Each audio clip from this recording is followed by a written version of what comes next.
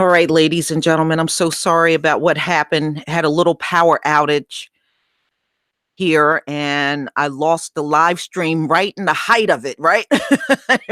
we were on a roll and then the power went out. So I'm going to open up the panel again and then we're going to just resume from where we left off. I have to get the link, of course, and do that right now.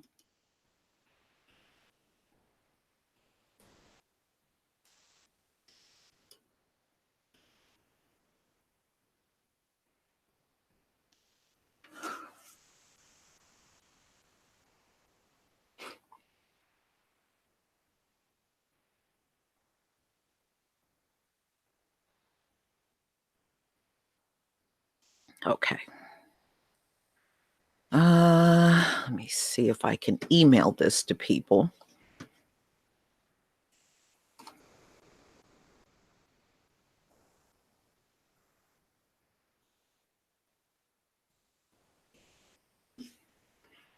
See if I can just get this over to a few people. No.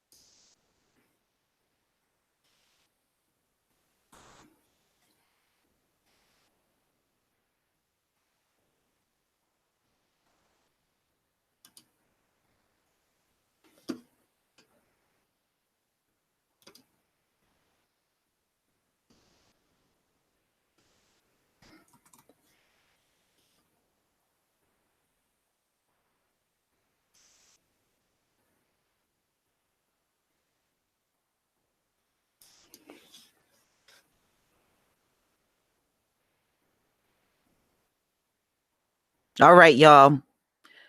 The people that were on the panel, check your email.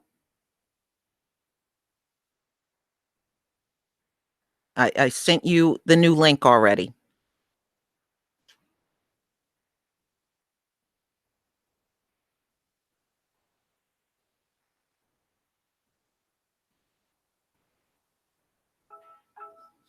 Okay.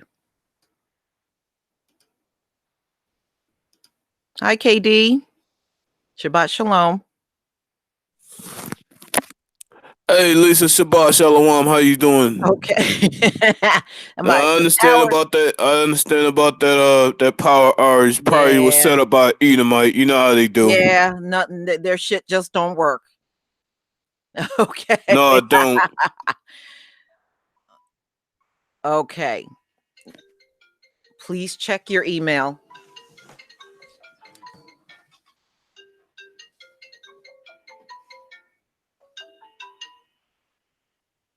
Hi, Queen Brenda. Oops. Brenda?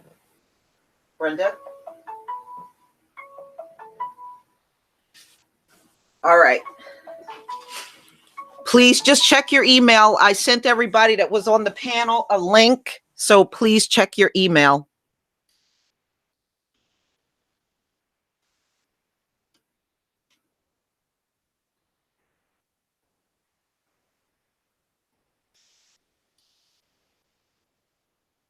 All right, give you a moment.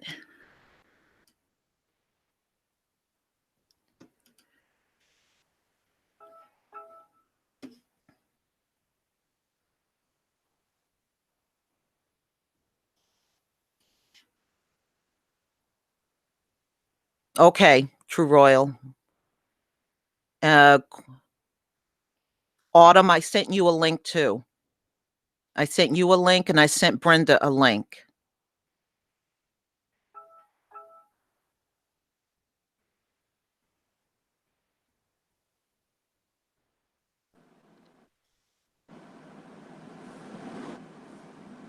All right. Hi, Brenda. Shabbat shalom. Shabbat shalom, Queen Lisa. Can you hear me? Hi, Autumn. Hey. All right. All right. The only one that'll be here in a few is True Royal. Sorry about that. You know, we're on a roll and then the power went out. Oh boy, wow. And you know what, I'm gonna tell you what, Lisa, you scared me half to death because I was looking at your video the other day and you were talking about the polar shift or whatever it was that was with the major storm that was about to hit us in the East Coast. And I said, oh my God, I didn't run to the grocery store. Nah. Yeah. Like, well, yeah. Well, you know what, Autumn, over the next few weeks, they said we're going in the deep freeze. Oh my God. No. We are going in the deep freeze, and it is because of the polar vortex, and that's what it was. Right. Yeah, and the magnetic, you know, the pole shift that's about to happen. Yeah, I saw your video on that, Lisa. Mm-hmm. Yeah. And also that freeze is worldwide. Yeah. It's worldwide. Not just over, it's everywhere. It's amazing. And you know what else? They're predicting there may possibly be an eruption from Yellowstone. And the reason why they believe that is because, you know, those geysers that shoot out all the water. Yeah. Lately, they've been shooting out mud and rocks.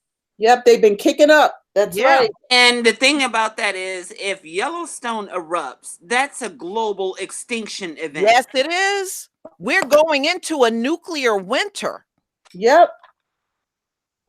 Yellowstone is no joke, because what's going to end up happening is if Yellowstone goes off, that's going to cause a cataclysm of all the volcanoes across the world to start setting off in a chain reaction. Yes. And you know that spans across it spans across what, 5 states? Right. Yeah, Yellowstone. Yes. Yellowstone alone can kill the entire planet. Yes, exactly. it can. Exactly. Exactly. That whole area is a huge dormant volcano. That's why they have all those geysers and bubbling lava and all that, because it's an ancient dormant volcano and it's coming to life. Right. What they call it, the Ring of Fire.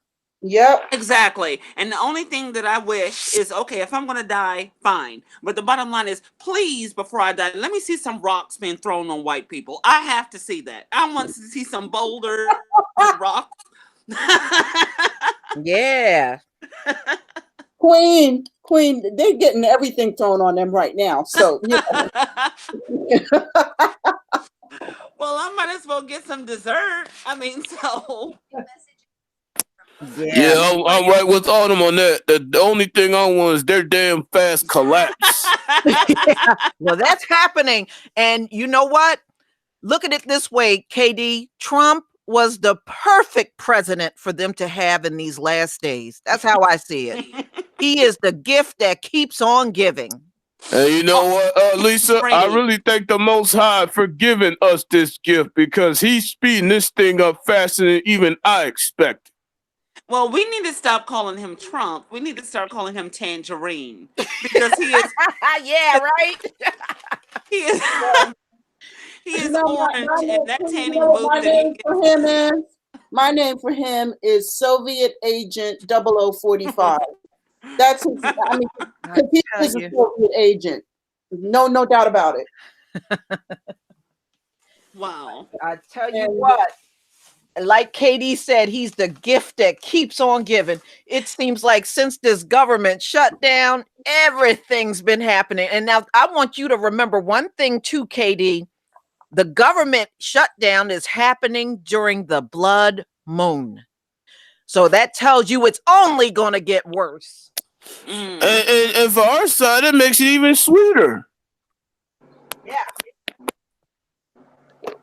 And you know what? Another thing that I wanted to bring to the equation is the simple fact of the matter is, since we know that all of these things are coming and all of these things are happening, you know, we seriously need to get serious into foraging. We need to learn how to survive off of nature. Absolutely. Because eventually these grocery stores are going to shut down, the economy is going to shut down, and then what's going to happen then? We still need to eat, we still need to survive. So if you learn how to forage and learn what most of the weeds that, you know, people destroy in their yards, those weeds are so edible. Yeah, especially dandelions. Yes. Yeah, and then you also have plantain. Plantain grows beside dandelion. They come with each other.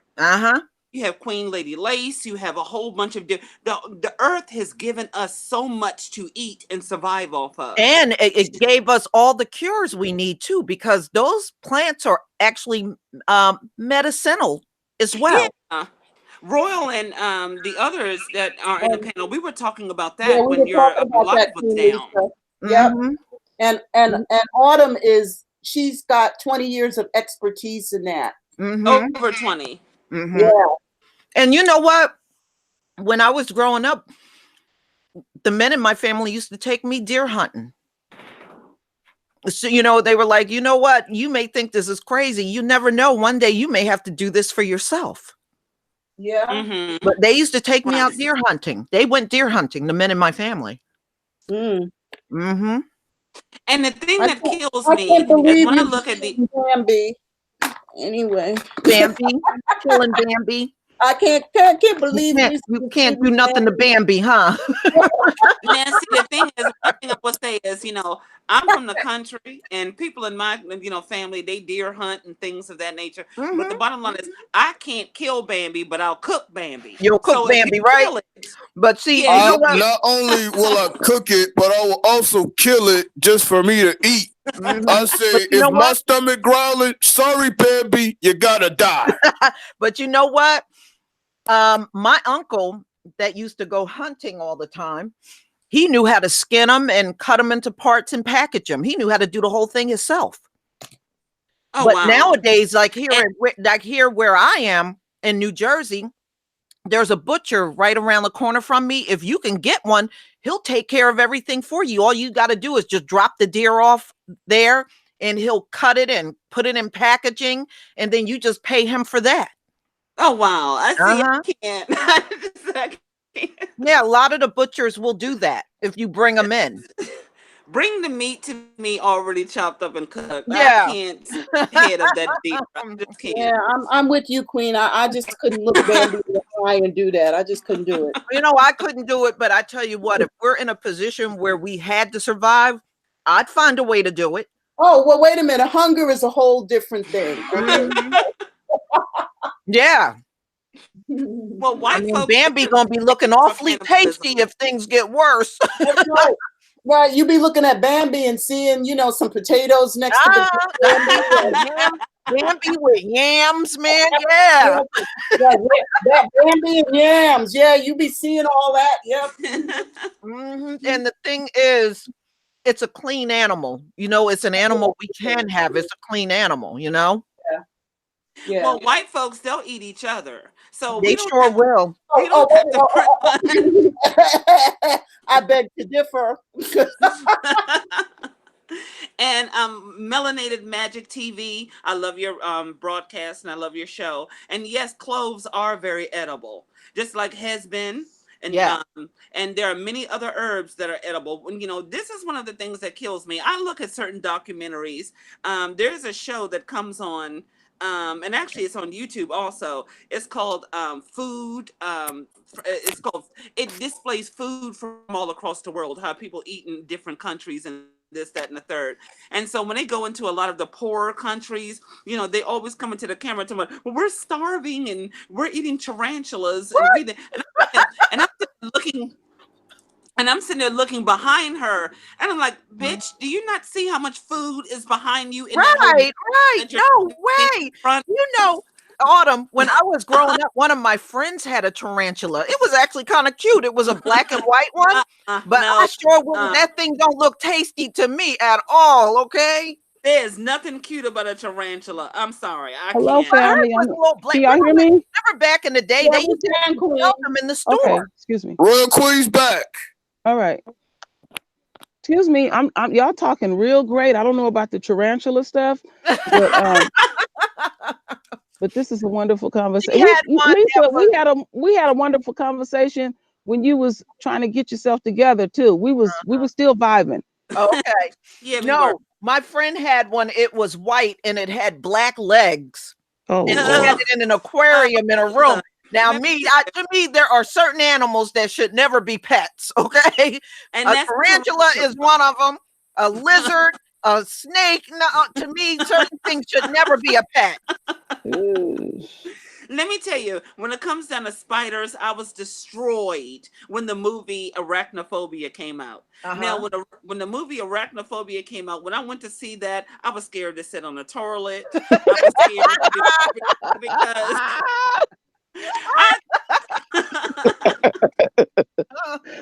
I thought the spider was going to kill me. I said, I know. And even to this day, I'm still traumatized by that movie. I always wanted a bat and a rat and a squirrel for a pet. I'm just being real. No, I found out after I read about them. Do you when know, I became an adult? When I grew up, True Royal, I had an uncle that lived in Trenton, New Jersey, and they had a lamp in their house with a squirrel wrapped around it. What? Yeah, they had a squirrel wrapped around this one. They took it to the hypodermist and had it stuffed and everything.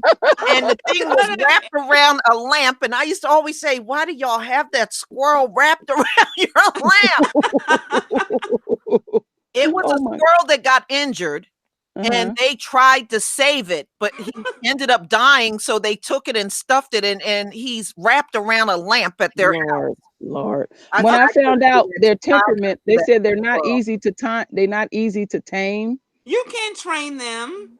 I was just going by what I had read online, and that was a fantasy when I was a child. So not as an adult, but I did read about them. And I just thought, because the bat just looked, he was cute to me. Yeah. Now I don't want it now, but that's what I thought I wanted. Across the living room, that's not going to work. I will kill that thing with a broomstick. But if I could have my way, I would have a Black Panther in my house. I would like to have a Black Panther. Yeah, I would love to have one too, as long as I ain't got to feed the damn thing, because it's going to eat more than my whole family. Well, you know it's going to eat you too. Yeah, right. That's like them white folks getting all them crazy pets, getting bears. I got remember the one that got the monkey with the chimp, and it ended up tearing her friend's face off and everything. Yeah, I think they had one. I think she was on the news or something like that, and he snatched her face. Yeah. But I do have a miniature, 2 miniature Black Panthers in the house. You're joking. So, the cats. The cats. They're also known as cats. Yeah. My cats. Domestic. Okay. Domestic. Yeah. Yeah, well, they think they're Black Panthers, don't they, Queen? Well, actually, that's a different case. One of them, two of them are gay. That's a whole different story. Some of my cats is messed up mentally. I just got the one girl, but you know what they are? You know what the cats are? They're tigers. Oh, they're tigers? They're all tigers, yes. And what they do is they splice them with a rabbit so that they don't grow all big and out of control. But that's what they are. They're actually tigers. Yeah. Well, I know they were with us when we were in our palaces, because you see them all on the hieroglyphics. Cats are actually, Queen, cats are 9,000 years old. And you know, it's funny that you say that, because I have a cat, and he's like 90, he's 100 years old. He's like 90, something like that. But he's mixed with Maine Coon. Yep. Yeah, he has a lot of raccoon in him. So when he drinks his water, he just dips his paws into it, picks it up, and drinks it. He's so human-like, and you know, everything about him is so human-like, and he's just the cutest thing. He's so old. He has arthritis. He has cataracts.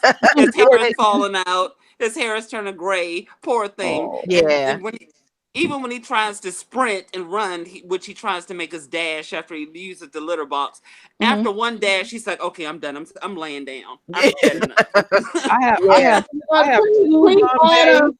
Queen Autumn, you just described me. Anyway.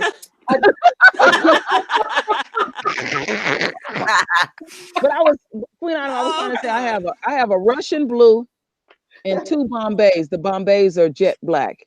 And the Russian blue and one of the Bombays, I have all male cats, they gay.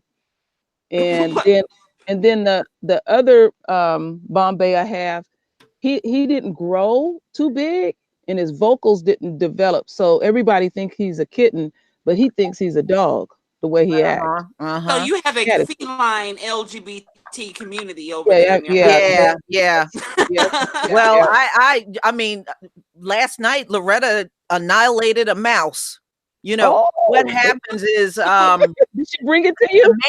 The main way they get in my house is through the garage. So when I open up the garage door, because that's what I did last night, because you know how when you bring your car in and out of there, all the debris from the tires get onto the garage floor. And I'll go out there every now and then and I'll sweep it out. A little one got in. Loretta caught it. She beat the hell out of it, flicking it around, playing with it, beat the hell out of it, and then she killed it, and then she ate it. And I was like, boy, I said, you cats are brutal, man. It's like, woo. That's what my cats do. They bring them in the house, and all 3 of them was playing with this one, and you can see his heart beating out of his chest, literally. They was just having a ball with it. So I told my son, I said, get it. And my cat Razor, he chewed his head off. I said, damn. Yeah. You know the thing y'all talking about cats and everything, they know who their enemy is, but these fucking coons don't know. Right. But during the summer, talking about cats, can I just enemy though? I gotta go in a minute, so I'm gonna mention my 2 royal cats, Helen and Melody, and 2 females that absolutely hate each other. Wow. Okay, so and I've had them now almost like 8 years, and they're still not on speaking terms. So what can I say? Anyway. I just find that so ironic. I'm like, a cat could go seek out a mouse, but when it comes to these fucking coons, they want to lay up with the enemy. Yeah. Well, cat. Well, anyway, family, I'm gonna love you and leave you, and blessings to you all. And all right, Brenda. I wish I could stay, but I gotta go. So, all right, Brenda.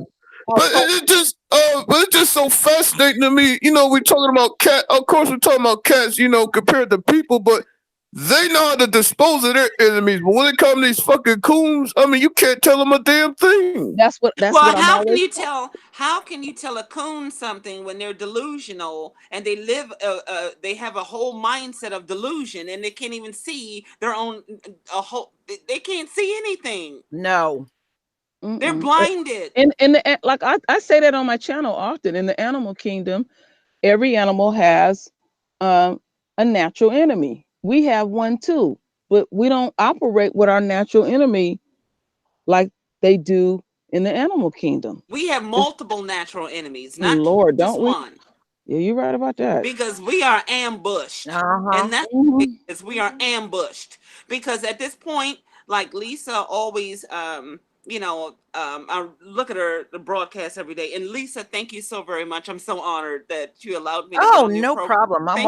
I like hearing different voices. Me too. Yeah, I've been thinking about and starting my own channel and doing my own thing, but I'm kind of scared to do it because I see what you go through, I see what Phil goes through, I see what Cynthia goes through, and it's like you all are slaughtered, the death threats. I mean, on another social podcast, I do have a live broadcast where I talk about white supremacy and things of that nature. I've gotten so many death threats. I've had people tell me they were going to find out where I live, set me on fire, burn me to ashes, and throw my ashes out into the woods. So I'm just like, okay, wait a minute. They call me Nick every day down there. Well, Autumn, I even face them too, and it's like, this is nothing to me. I'm like, this is what I expect. And all it is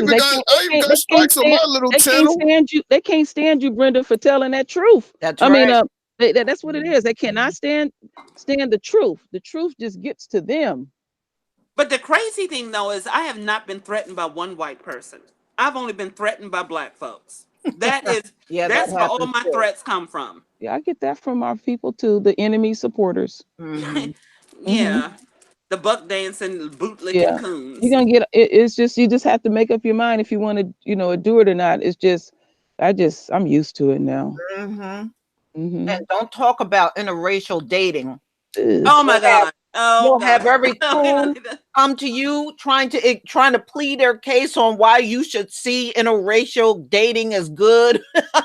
And it's funny because when your program went down, we were actually in the other room talking amongst each other. And then the Moors came up, and I mentioned how the Moors were the fall of our people. Because I've been saying that for the longest. I'm glad you mentioned that. They wanted to run around and chase after white lice-infested pussy. And that is the truth. And that was the fall of our civilization. They cleaned them up. Oh my goodness. Okay, Kim, don't say nothing online like that. All right. I have to control my mouth because I will say anything. Well, they were taught them how to take a bath. Yeah, they was doing more than bathing them. Lord. Sure did. And the thing is, the Moors, they actually ran Europe for 1,300 years. Exactly. Those castles are actually ours. That's right. They were all built during the Moor. Them white people didn't build not one single castle. I didn't see them same castles. They identical to the castles over in Ethiopia. I seen some in Ethiopia. They didn't build much older. Right. Especially the Vikings. The Vikings were the ones. The Vikings. I have a book I bought my husband about the original Vikings. They were black men. Right. And this brother did a lecture on it. And then you should have seen them white folks in there. They was pissed. Then the thing is, the Vikings were the ones that sold their asses into slavery. What? Yeah, the Vikings sold the white people into slavery over there. The white Vikings, not the black ones. The white Vikings, the white ones, put their own people up on auction blocks and sold them all over Europe. Wow. But see, they talk about our slavery. Black people sold other black. No, white people sold other white people over there in Europe. See, I know that history. Well, when it comes down to white people, they destroy themselves. They don't care. They destroy everything in sight. It's just like if you've ever seen The Matrix, when Dr. Smith was talking to Morpheus, he was like, humans are just like a parasite. You just move from one. He was talking about white people. And see, a lot of people, they don't understand the Matrix was all built upon what white people are doing and white supremacy. And how they tried to steal that from Sophia Stewart. But she got her money though, sure did. because she sure sued him and got her money. But the thing about it is, Autumn, I mean, what more do we expect from these Edomites? They were already made to self-destruct. Yeah. Well, at the end of the day, they are not natural. They are not human, and their nature always finds a way to clean itself up. That's just like the human body. We're linked in with nature. This planet is alive and now fighting these invaders. So which brings me to question: why the hell do the Moors want to kiss a bunch of sulfur? Well, let me tell you why, KD. The Moors are Hamites. What? The Moors are Hamites. Whoa, I did not know that. Wow. Yeah, they come out of Morocco. Exactly. They're Hamites. Yeah, because I was reading this. I came across this. This book that there was a clear difference between Negroes and Ham. Right, they're Ham. Moors are Ham. The Institute of Genealogy just came out with a new research study several months ago saying that what their findings were, when it comes down to people of color or black folks, that our genetics links to everything in nature. And we've been around for millions of years. That's why we are in tune with the earth. Right. Because our DNA matches the earth.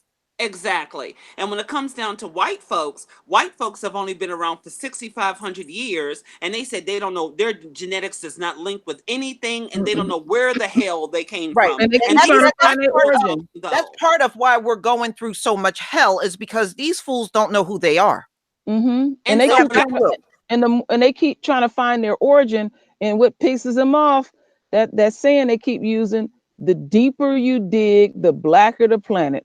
They keep digging and digging, and they keep finding more and more of us. Now what I read was, and I never hold these things to be 100% true, that we are 76 trillion years old.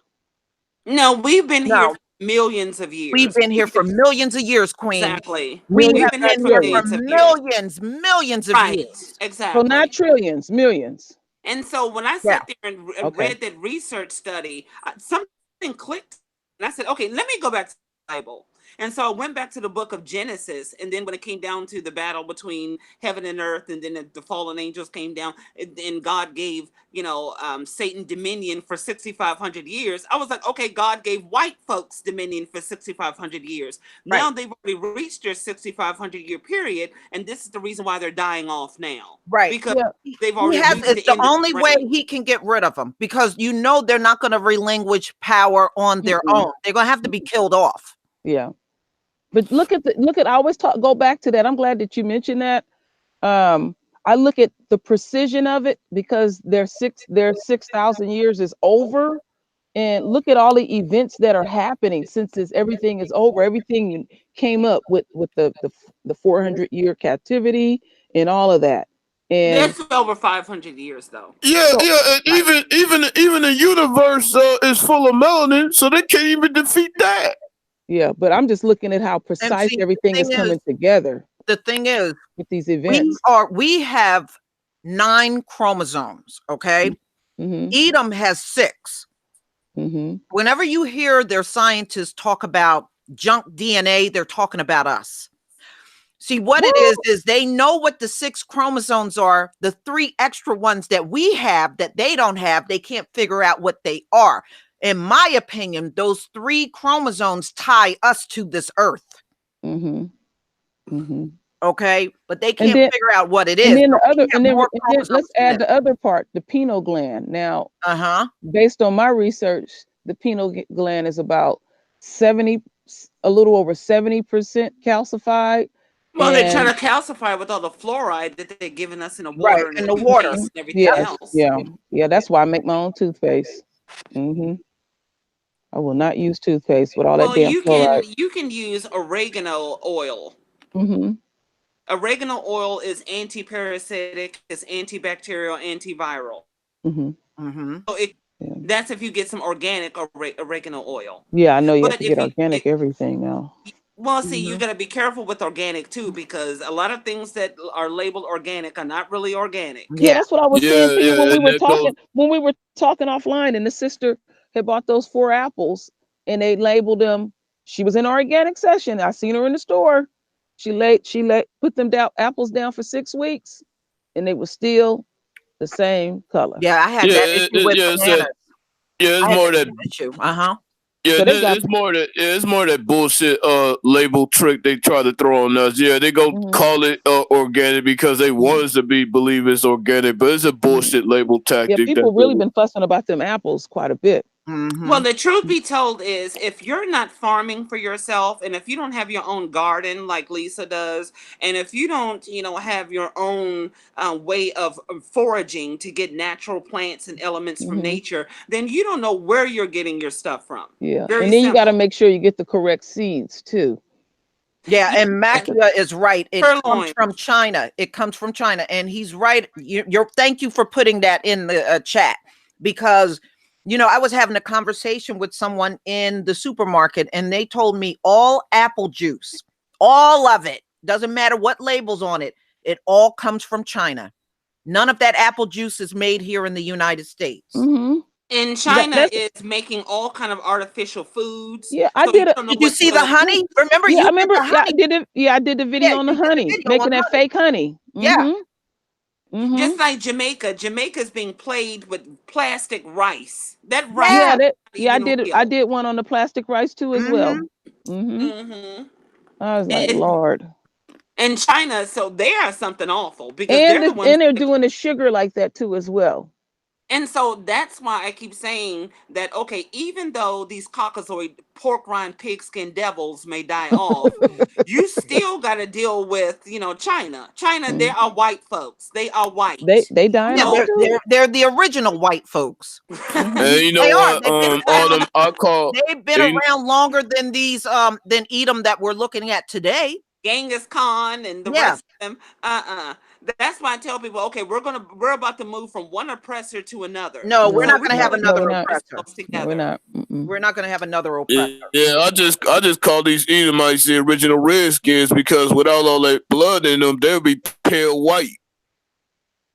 Well, the thing about the whole thing about that is these Native Americans that you're looking at with the light skin and the straight bones, straight hair, those are not the original. No, they're Native not. Americans. No, they're not. The original Native Americans are black. Yes, they are. Yes, they are. And if you look at the 10,000 pictures, years ago when the Mongoloids came over here, we breeded with the Mongoloids. Right.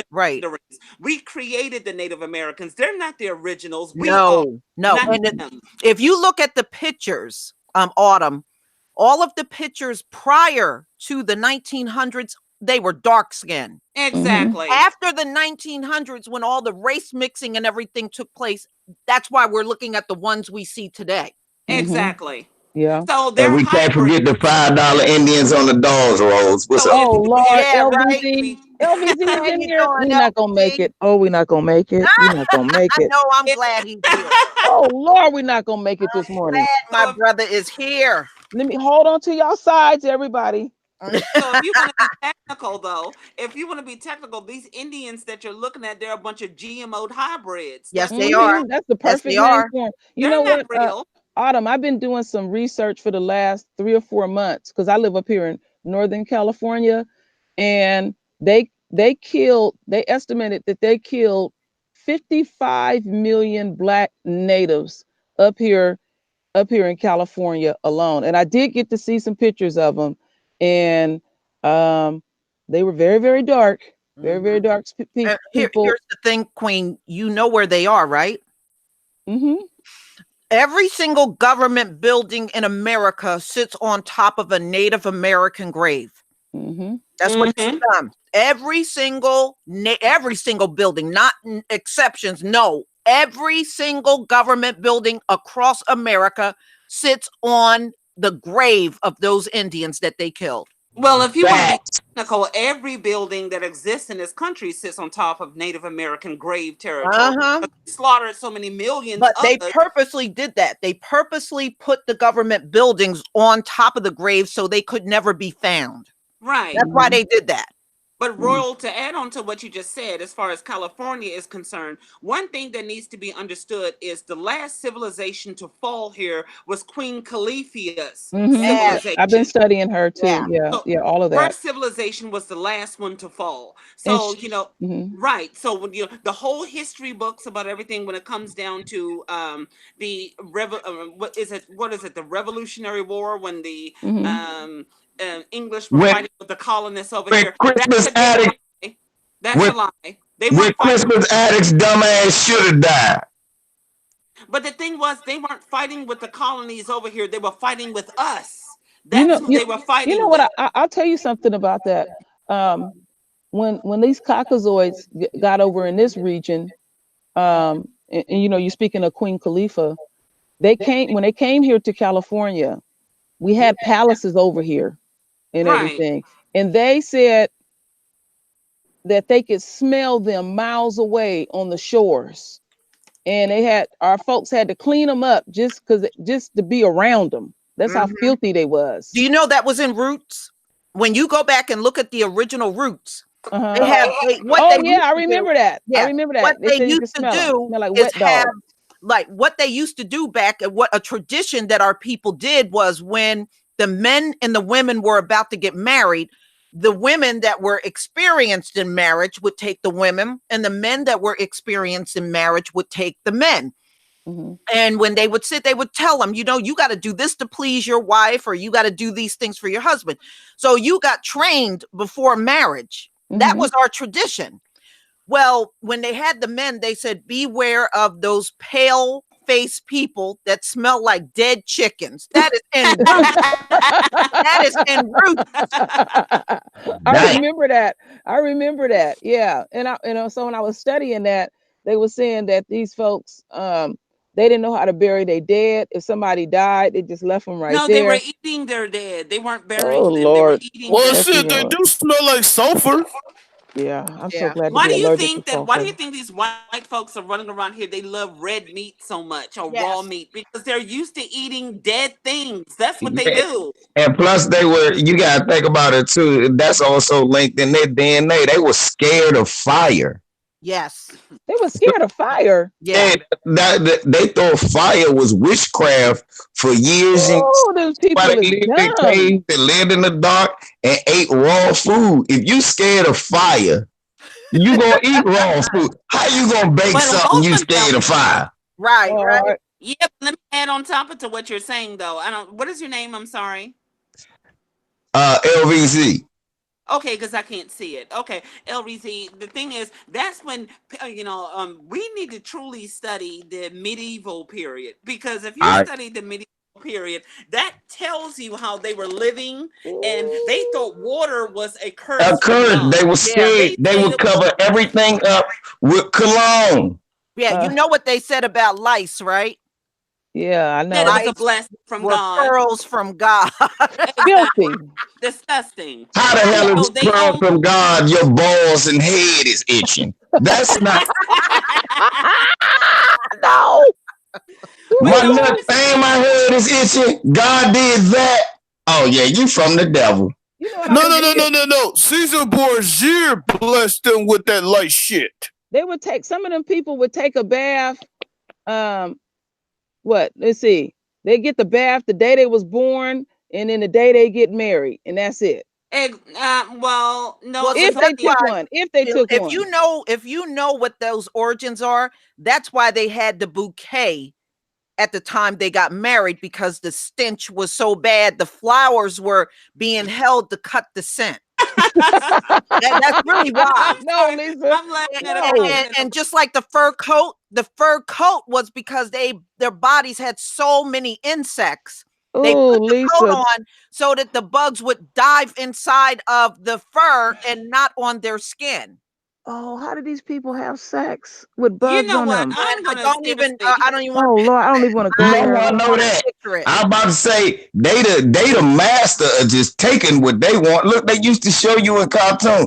You want a woman, bash her upside the head and drag her into the cave. Did you see the video that I did on Black Junction about that?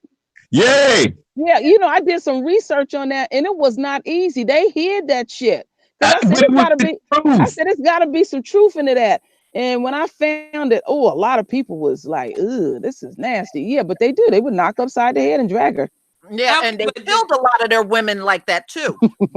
Two things though. Miss Seeking Wisdom, I'm gonna punch you for that. Oh my goodness. She said, "Damn, they went heads." That is certainly true. Yeah, so they did, and like I said, and they killed a lot of their women like that, clubbing them upside the head. Right. Oh Lord. Stay in their DNA. Look, you gotta think about it. I'm glad Autumn said, we ain't gotta go back to medieval. Let's go back to the cave, Autumn. Let's get back to that with their dead stuff. They didn't. Another reason why they ain't buried their dead, and they still do this to this day. Necrophilia. Yep. Yep. That's right. I mean, they were practicing the Flintstones before it actually became a damn cartoon. Well, the Flintstones was based on the fact that they were in caves. Yeah, the Flintstones was based on them living in caves. Yeah. They need to go back to their caves. Because they're still there. They still there. Yeah, they could definitely go back. Have you all heard of Brown Row, though? Have you heard of Brown Row? No. Okay, if you study the medieval period, Brown Row, just like in a lot of major cities, you have townhomes that, you have townhomes on one side of the street. They didn't have paved roads, so it was just roads. But it was called Brown Row because during No, you're breaking up, Autumn. You're breaking up, but I got a feeling it's got something to do with feces. Exactly. Well, I'm gonna run. Am I okay? Or I hear you now. Okay, what was they had townhouses on one side, they had townhouses. Okay, you're breaking up again. She broke up. Oh God.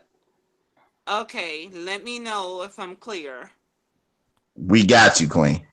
Okay, so at point they were defecating in buckets, things of that nature, and tossing out of their window, tossing out of their front doors into the middle of the street. And that's why it was called Brown Road, because the whole street was full of shit, piss. Well, Autumn, you know what that reminds me of? When they were found, because when they were found up in those caves, it was documented that you didn't know what color they were because they had so much dirt on their bodies. And it was so bad that they said they thought there were mountains, extra mountains around. And when they took a close look, those mountains were actually feces that they were just tossed in one pile till it would look like a big mountain. Y'all feel the science in what y'all saying, because all of that I studied too. And one day I sat down and figured out that's how them Peckerwoods knew we could survive in them little holes in the slave ship. They did it for thousands of years. Yeah, and they had to have special shoes built because they had to protect themselves from all the shit that was on the ground. So they had special shoes that was built just for them to walk down the street. And the sad part about the whole ordeal is Is you telling me, hold up, are you telling me they had shitty shoes? That's me, them shitty shoes. That's them shit kickers for real. God, Give me them shit kickers over there. Shit kickers. Oh Lord, have mercy, help me. But no, the thing about this, the sad part about it is when they would dump the buckets out the window and out the front door they would dump the shit and the piss onto people. And people rubbed it off. Like, that's why those men wore those cloaks. Those cloaks, those hats were because they would shield themselves from shit, I guess, and piss. It was nothing to them. Shit can be poured right on top of their head, and it's like, okay, well, I guess it's raining. I don't know. I can't do it. Well, those red bottom shoes. The sole of the shoe is red. You know what that's from? No. When the white prostitutes would be out on the streets, a lot of times they would be prostituting around where butchers were. And the blood would run out on the streets and they'd be walking in the blood. That's where that red bottom shoe comes from. Oh hell no. Yeah. Now I'm gonna be getting my chick a pair of them. Hell no. That's Fuck what a red bottom now. Oh wow. Yeah. Oh wow. My goodness. And when you start finding out the origins of some of this stuff, you don't want nothing to do with it. You sure don't. Lisa, I did not know that. Oh my God. That's a high heel covered in blood? What the fuck? Yeah, because back in those times, those areas were where a lot of the prostitutes would hang out. And in many cases, they'd be near slaughterhouses. So they would be, and the blood would run out of the slaughterhouse onto the streets, and it would be where they would be hanging out, and they would be walking all through the blood. But Lisa, let me ask you a question. You said they were near slaughterhouses, but how were they near slaughterhouses when they were sleeping with their animals, though? Yeah, well, they were near the slaughterhouse. Lord. Yeah, that's true. But yeah, that's where the red bottom shoe come from, the origin of it. It comes from really white prostitutes. Wow. As far as, well, first of all, you can just Kafri Great History. You can just YouTube it. You can Google it. The bottom line is the medieval period is wide open. You can research as much as you want to make it. Autumn, they tried to hide their Dark Ages, the 1,000 years of Dark Age. 1,000. You took it out of my mouth. Yeah, to hide that. Right. That 1,000 years of Dark Ages is pure filth. Yes, it is. Exactly. And my thing is, I'm trying to figure out, how do you clean your clothes with urine and ash? Yes. That's what I'm trying to figure out. Yes. Urine and ash. Yeah, they were using urine and ash to wash their clothes. Yes. I don't want to know. I don't need to know that. I don't need to know that. Well, speaking of Well, speaking of us sleeping on each other, it would make perfect sense that they would slaughter the fuck out of each other. They both come from sulfur.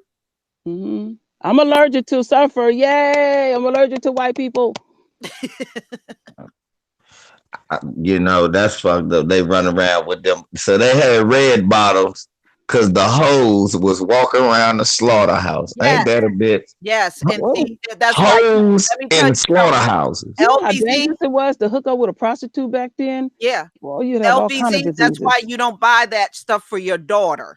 Oh well, first of all, most of them joints look like whole clothes anyway, so it's stuff that I wouldn't do anyway. Look, you know what? I'm gonna tell you something. This morning, I sent a picture to KD, and we seen a picture of Nancy Pelosi in some Come on, KD, help me, KD. We sent. I'll just paint it like this. Her ugly ass body was painted in some bikini and a fucking flag as a top. Yep, and yeah, I'm serious, and I think she had on some red bottoms too, KD, huh?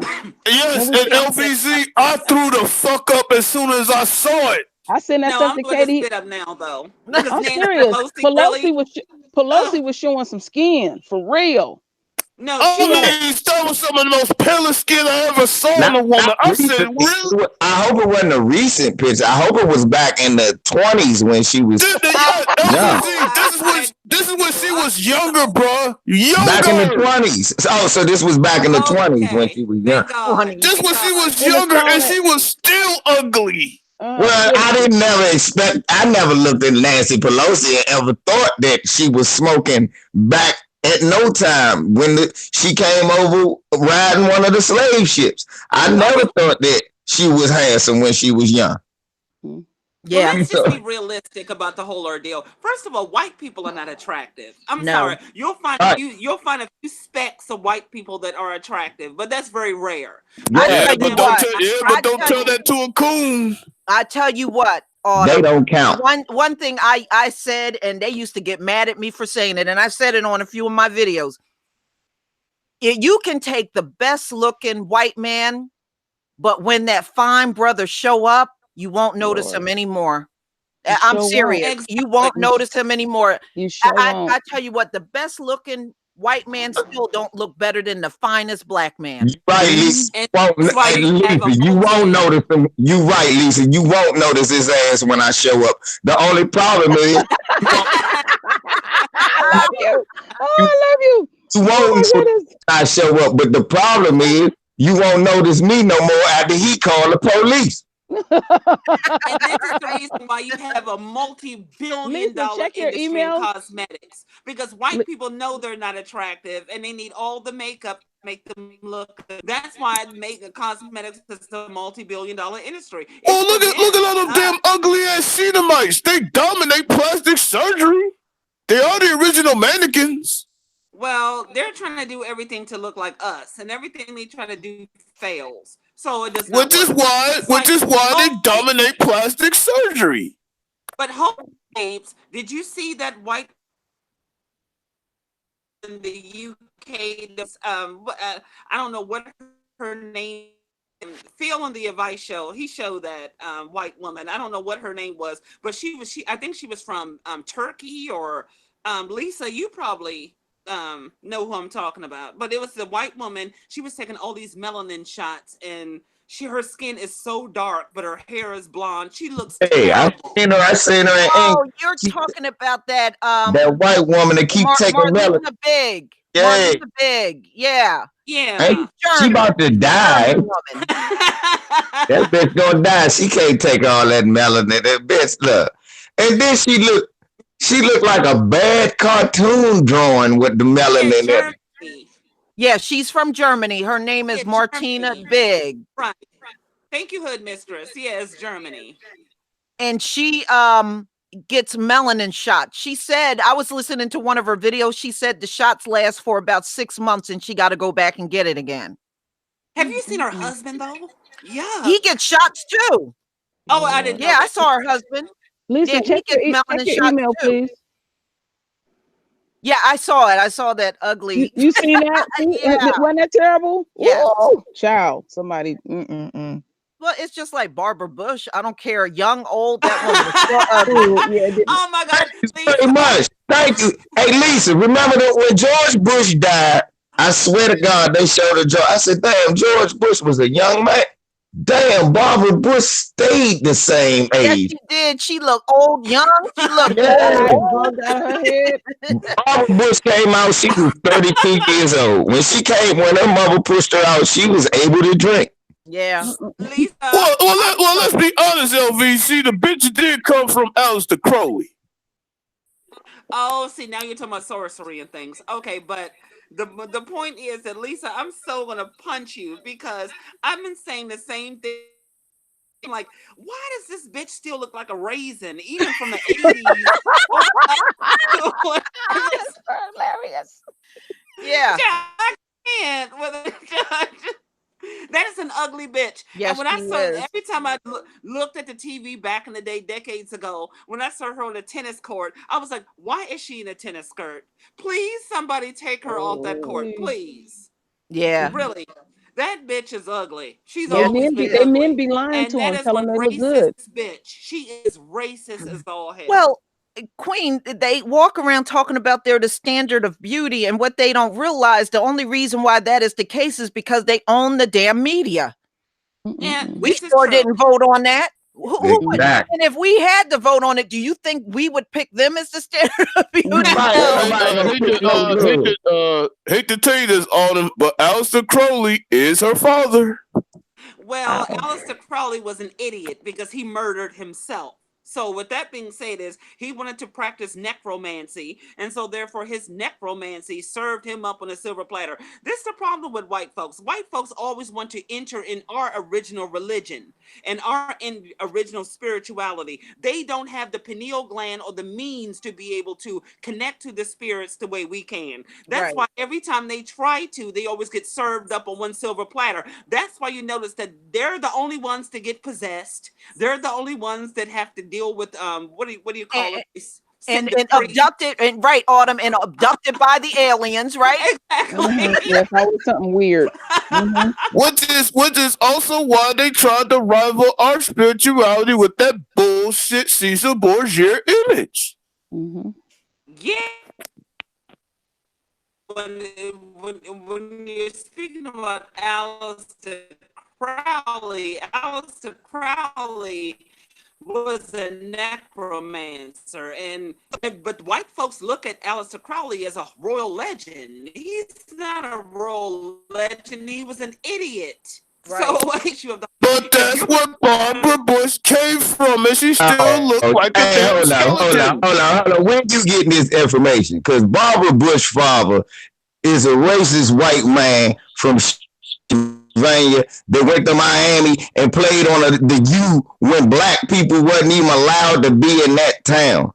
Every ugly white woman ain't got to come from Aleister Crowley, baby. Stop.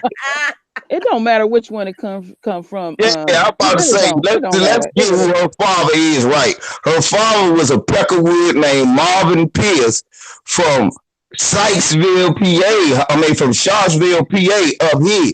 Still a home of a bunch of racist white dudes who fly the Confederate flag, and they in the North. That show you how racist they are.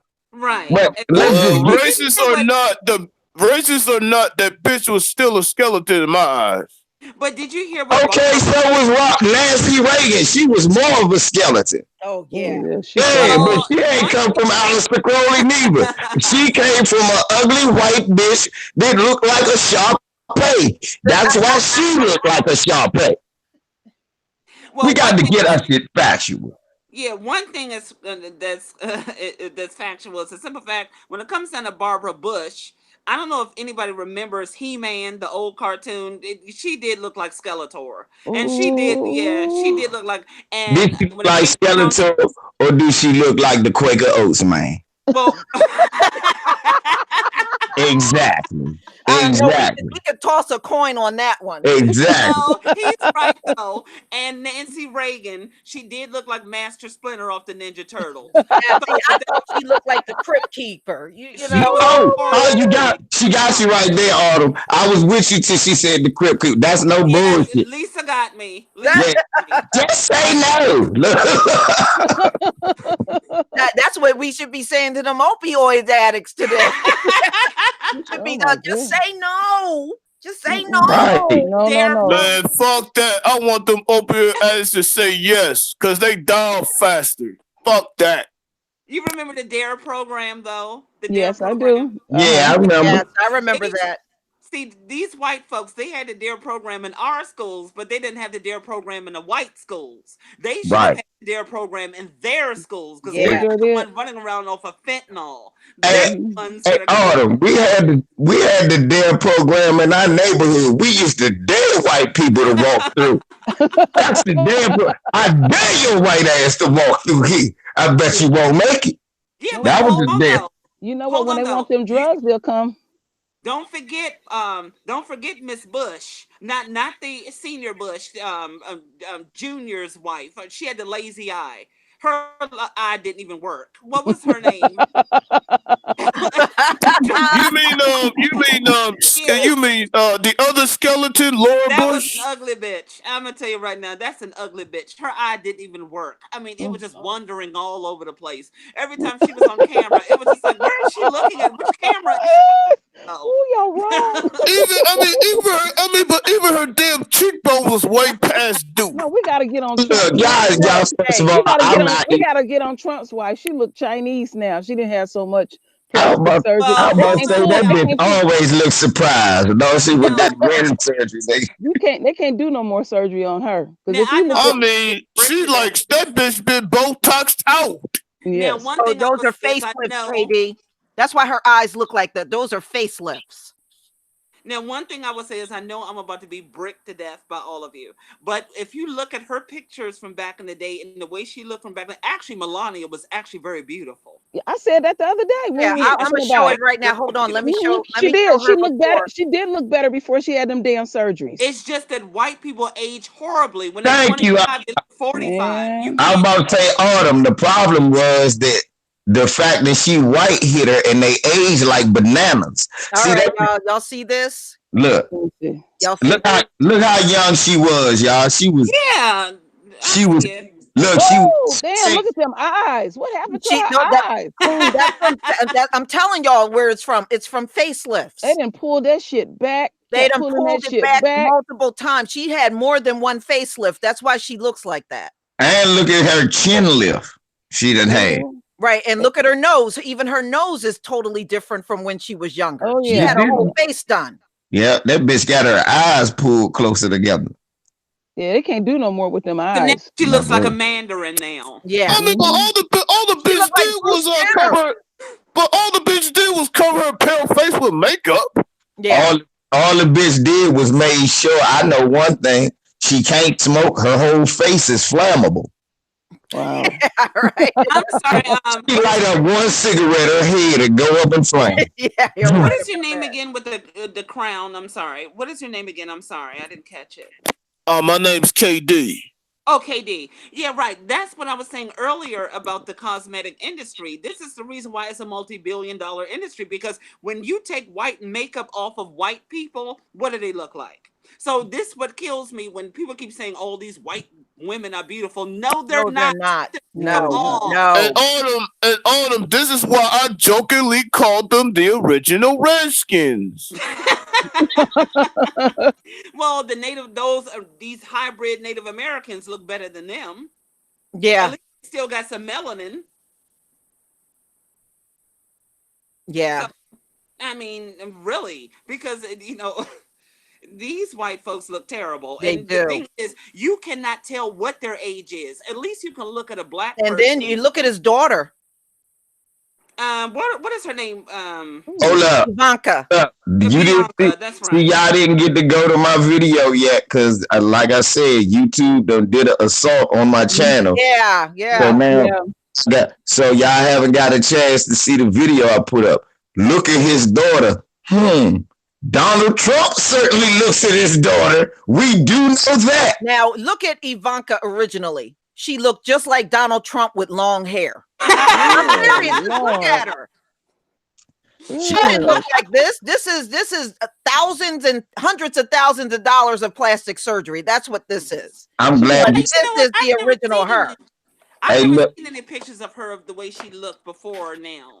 Oh, I got plenty of them on my channel right now, and her father is trying to kiss her on the lips, groping her on the butt, holding her around the waist, sitting on his lap. Yeah, and LVC, he wants Ivanka to actually be his fucking wife. No, you know what that made me? Hold on. Lisa, wasn't Bianca just involved in a racial scam with her line that she has, and what is it, Nordstrom or something like that? Yeah, she had an issue with she was doing some racist stuff. Mm-hmm. What was that again? Mm-hmm. And I believe that was up in New York, right? Was that up in New York? I think so. Yeah. But I have to look at that picture again, Lisa. I hate to say this, but fuck it, I'm gonna say it. That bitch look ugly on both sides. You know what? You know what I was thinking of, Lisa, when you pulled that up. Remember, what was that? A few short years ago? No, it was Saks Fifth Avenue. I'm sorry, it was okay. Yeah. This this Chinese dude had a couple of kids with this Chinese woman, and the kids came out super ugly, and he was concerned why they came out ugly, and I don't know how he discovered it. That she had a facelift and everything, and they showed a before and after, and she was rough looking. They did a good job, but you can't. And he was really disturbed by how the kids look. But then I said, okay, I can understand him being a little bit upset, but he contributed to that too. Do anybody remember that? Yeah, that was rough. That chick looked rough. Yeah, well, Trump looks like a non-melanated raccoon because, you know, when he goes into his little tanning booth, he always misses his eyes. Yeah, because he keeps little goggles on. Yeah. LVZ, did you get the email that I sent you of Trump, that statue? Oh, I gotta send you something. I got a whole bunch of pictures. I'm working on another Into the Night Benny Madonna's pedophile video, but this is all Donald Trump. All pictures of Trump groping his daughter. This is gonna be perfect for your collection then. I think. Well, my question is, what do you all think about Cosby though? The whole Cosby situation. Bullshit. It's like this. You can have a drunk, alcoholic woman who, look, you can get rid of all of the evidence.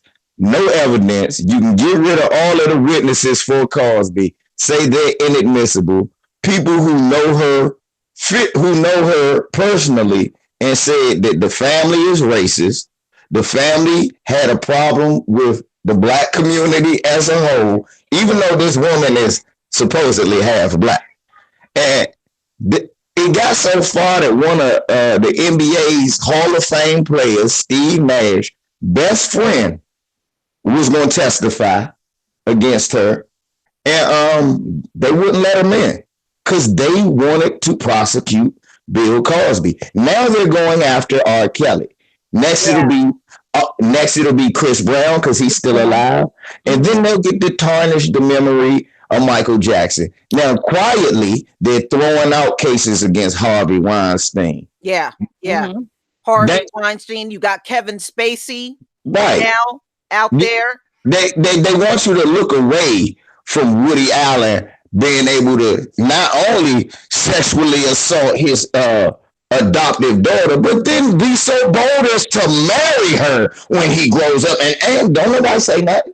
Roman Polanski. And then you got Les Moonves. Yeah, that Peckerwood fucker from CBS. And then you got Roman Polanski still on the run, and they give him a role. Damn near 40 years he's been on the run. But Bill Cosby, a 70-year-old man that's sitting up in his house in Pennsylvania, with no evidence, we gonna convict you, even though the trial's a farce, even though we wasted a whole bunch of government money, we're gonna convict you. Okay, well, he's damn near 80 years old. Right. Can y'all just give him house arrest? No, he's a predator. He's a danger to the community. So we've got to lock him up maximum security for 3 years right now. Why? Because Bill Cosby was driving around in a van snatching bitches up off the street. And I think on top of what you just said, I think one of the members from the audience said something very important. Andre Toppin Jr. He said, Charlie Sheen. Charlie Sheen can run around and spread AIDS to everybody. And he walks away from it, though. Everybody. How do you walk away from spreading AIDS to a whole bunch of different people? But it's the same shit. But it's the same shit that faggot Liberace died of. But that's white supremacy at its finest, though. Yeah. When you can walk around and spread AIDS to everybody and then just walk away like nothing's happened. Yeah. But not only that, you walk around, spread AIDS to everybody like nothing happened. They expose you, and then they make you the victim. Think about what they did. They made Charlie Sheen the victim in that incident. Listen, white folks have always been victims. Yeah. So at the end of the day, that's something that's not going to change. They're always victims. They're always going to be victims. What they do is, in a country, like they say, they throw the rock and hide the hand. Yep. Which is also why and hide the hand. Yep. Which is also why they set up the media and the justice system the way they did. Well, for their benefit, of course. It's not for our benefit. Exactly. You're right. Ben Roethlisberger. Yep, that's right. And so you still got these black folks running around here talking about that white supremacy does not exist. Racism does not exist. And the bring up all I can say is any black person that formed their lips talking about racism don't exist. I'll go out there and bitch slap them myself. You got a bunch of them. LVZ, check your email. And they talk about Ben Roethlisberger. They tried to frame Kobe Bryant with that shit. Mm-hmm. Well, Kobe Bryant is a coon, so yes, no one's concerned he sure about is. So he sure is. He's the thing is, we need to get out of being concerned about coons. They're irrelevant. They're white folks with black face, so no one's concerned about them. Yeah, that'd definitely get my channel pulled down. True, real. I can't show that. Kobe did when Kobe got caught in that situation. When he got caught, the first thing that came out of his mouth, "Oh, I wonder what Shaq did in these situations. I need to," and they wasn't even friends. Oh, he didn't say that. He said, what he said, he was close to that. He said, I should have did what Shaq do in these situations. Oh, that's okay. He said, play her all. Yeah, that's why would he put his name out there? Because they snitch ass coon. That's what these coon ass niggas do, like Cooney Bryant. You know, he wasn't a part of the team. You know, they said he was refined. He could speak a different language. He didn't go to the club and all of that. And then he hooks up with a Becky. When ugly Becky, you see how ugly that skank was. And black and Queen, remember they found several different men DNA in her damn panties. We just talked about this on Ticket TV. Me and Ticket TV called me, and I said the same thing. I said this whole. I got one question. Name me one black male celebrity that has an attractive white woman. Just one. I don't know. But you're not gonna get an answer from me because it's zero. I want to finish something real quick about this Kobe thing. So naturally, it was the DA was trying to further his political career up there in this little small town. I've been up to that small town more than once. My daughter went to boarding school up there. Real small. Hick town. But anyway, the reason why the trial was ended, they had put her in drug rehab. Okay, they're gonna get her cleaned up. You know how they do. They get them cleaned up, give them some clothes, give them an outfit, powder up their face. So while she was in rehab, she got knocked up in rehab. And when it was time for her to get on that witness stand, you knew she was pregnant. So that wasn't a good look. LVZ, what were you saying about you and Ticket TV talking about this? We were just talking about it when I just said the same thing. I said, man, look at the double standards. I was like, look at the double standard. Ben Roethlisberger, not only did he get away with 3 sexual assaults, he never saw the inside of a courtroom. And he never, that's what people keep forgetting. He got away with 3 sexual assaults. Sure did. And the last one, the white woman was asleep in the damn bathroom and woke up with him on top of her, is what she said. Now, they know this. So she was sleeping in the bathroom. She must have knew he was coming after her. No, he drug her in the women's bathroom. Oh. Yeah, he went in the bathroom. He went in the bathroom. Right, he went in there. I don't know why everybody is sitting around so shocked because no, it ain't that we shocked. Is that we was talking, we was bringing up is the double standard. Like I was like, bro, people talking about what's good because we was talking about R. Kelly, and I said, well, think about it. I said the same thing you said. Why are we shocked? They went after Kobe with everything they had. They went after Bill Cosby twice.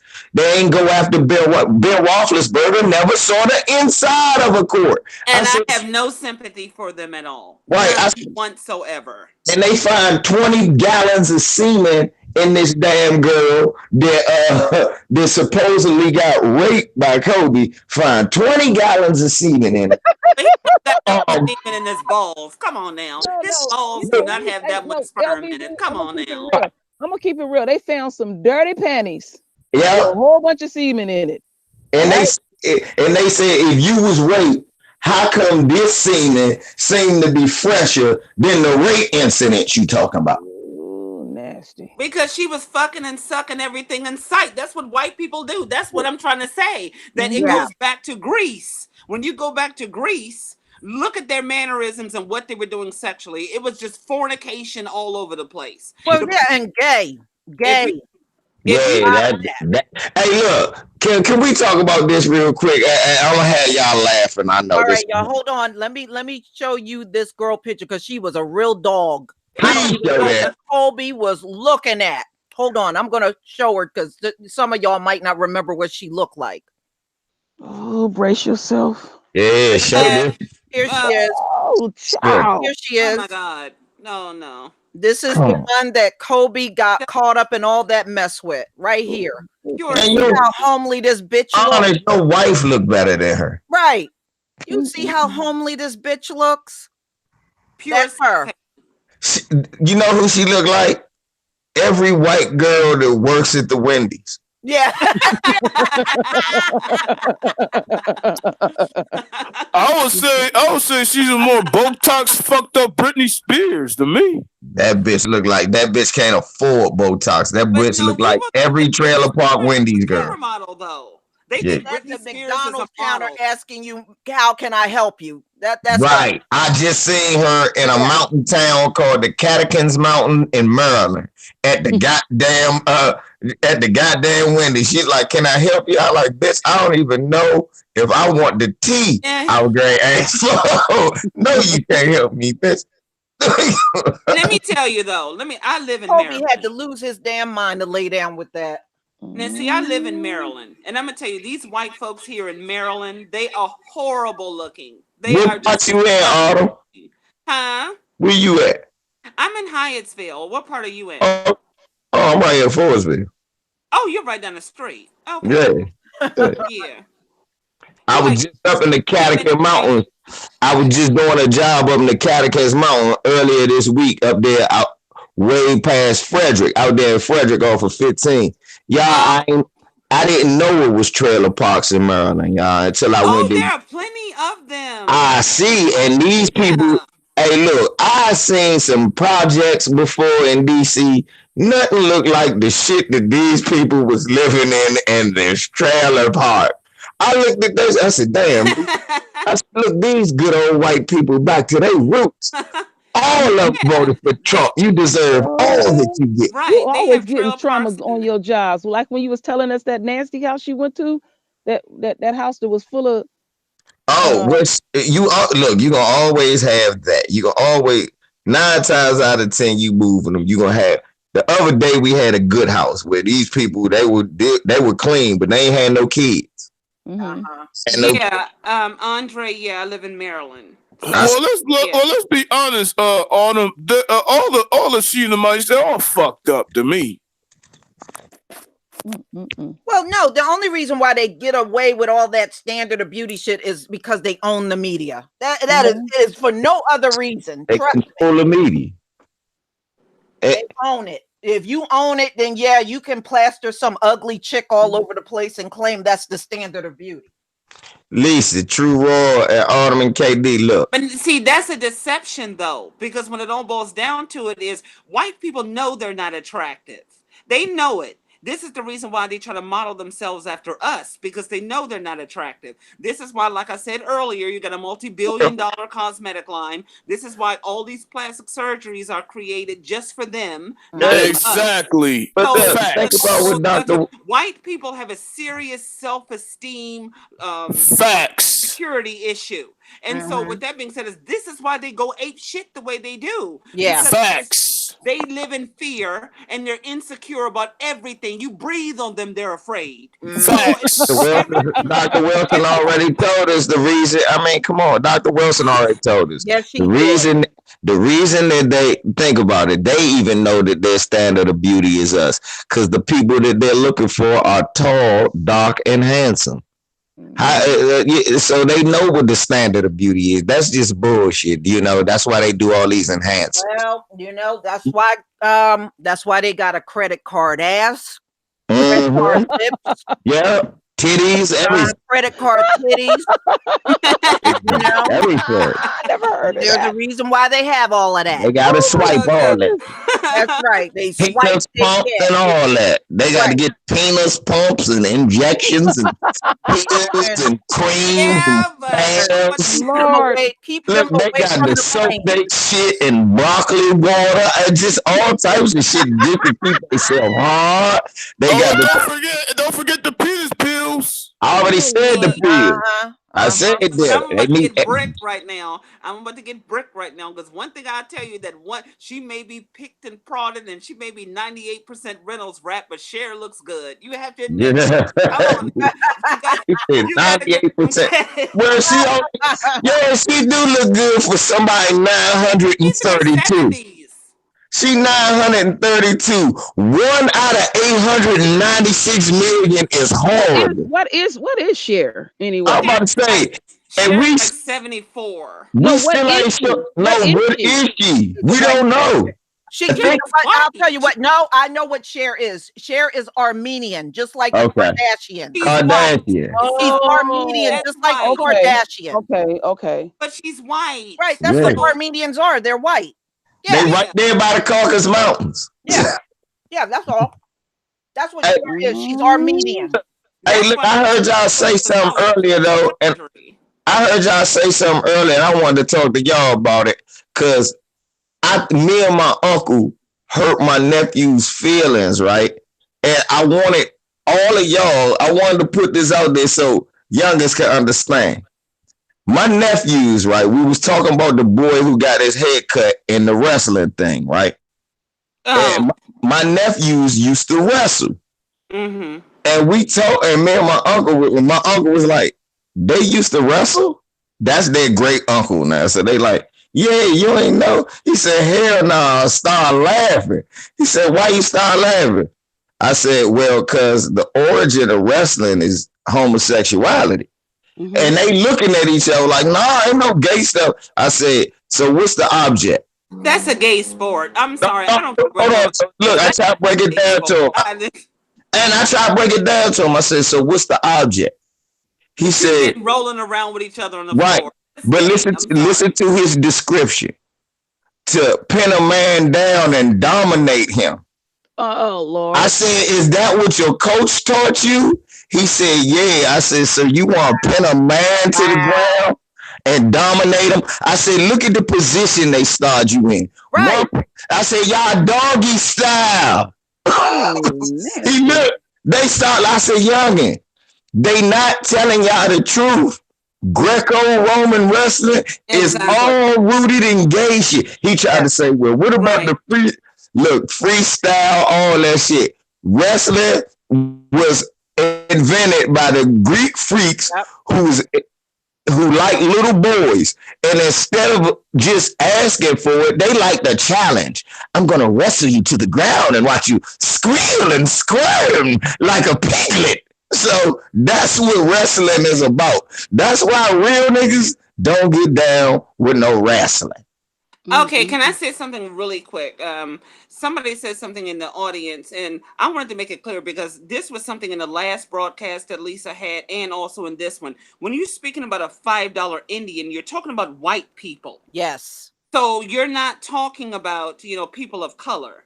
So when it came down to the $5 Indian, that came down based upon when they conquered and colonized Indian territories, and then they brought all these immigrants over from the Netherlands and other places in Europe. They had to pay to get that land, and they were considered $5 Indians because That's if right. they were considered on the $5 dog roll. Indians, that gave them access to that land. So they had to label themselves as such. Well, Which is why I call them the original Redskin, jokingly. And right, when you say what you said about the $5 Indians and the dogs rolls, that's why to this day, you still got a bunch of white people from that Arizona region that all they gotta do is grow their hair and tell you, I'm Native American. Well, there's one right around from me, Katie, that works at the butcher's market, and he's blonde hair and blue-eyed, and he's standing there talking about he is a full Indian. Get the hell out of here talking about a Native Indian my ass. All he got to do is grow his hair long and not his hair long in a ponytail. Am I lying, Lisa? That's what they all do. You want to find a $5 Indian? All you got to do is find any white guy without a haircut. Oh, I'm Native American now. Yes. Oh, you just LVG, man. You just named Elizabeth Warren, that motherfucking guy. Nah, I'm talking about men. I'm talking about dudes. I ain't tripping that I saying Elizabeth Warren do the same thing. But what I'm saying is, with the men, I worked on an electrician site. I'm all the way up here in Maryland. We doing a job out in motherfucking VA at one of the schools, Dumfries High School. We work with this white guy. His son white than a motherfucker. He talk about, oh no, I'm not white. I'm Indian. Yeah. But my folks live on a reservation in Arizona. And I was thinking to myself, I know what the fuck I'm looking at. I'm looking at a white man look like Willie Nelson with a headband on. Right. That man, nigga, if you Indian motherfucker, then I am chief running man. No way. Yeah, right. Yeah, that's how this dude is too. He got these big blue eyes, long blonde hair that he wears in a ponytail. You walk in there and he'll sit there and tell you he's a full-blooded Indian. Okay. And I'm looking at him and I was like, yeah, how many your grandma paid $5 and now the whole family is a full-blooded Indian, right? Nigga, and then gonna sit up there talking about he from the so-called Navajo tribe. Man, get the fuck out of here. No, they from the Slap-a-hole tribe. Take a hole. But the truth is, something that a lot of people tribe, right? like is the simple fact of the matter is the only reason why Native Americans have gotten reparations and things of that nature because white people and white supremacists consider them as being white. Right. You mean the fake ones? The fake Native Indians? Exactly. Yeah. I'm about to say the fake ones. White. That's why they have reparations. Because if you go to Arizona and really see how they treat them, because that's where I'm from, they don't treat them like you think they treat them. They say the only way they can get that money, they have to stay on the reservation, and the reservations is run down. Yep, they don't give them no funding for that. Fuck that. Well, that's the same way that they do with their own people with the trailer parks and the poor white trash. The elites don't care about the lower class of themselves. They only care about who's in their circle. So with that being said is we always think that it's just us that they attack. They attack their own people too. They've been attacking their own people for thousands of years. The proof is in the pudding right here. You will have a peckerwood and a cracker both sit up there and say, oh no, he's not white, he's Jewish. Yeah. All right, motherfucker, you Catholic. What the fuck difference do it make? What God you crackers pray to? A cracker is a cracker, is a cracker, is a peckerwood. Okay? I'm gonna punch you for peckerwood though. I'm gonna punch Peckerwood punishment. That's what it is. That's what they is every day, all day. I didn't make up the rules. I just live by them. Which is why their God is Caesar Borgia, a faggot.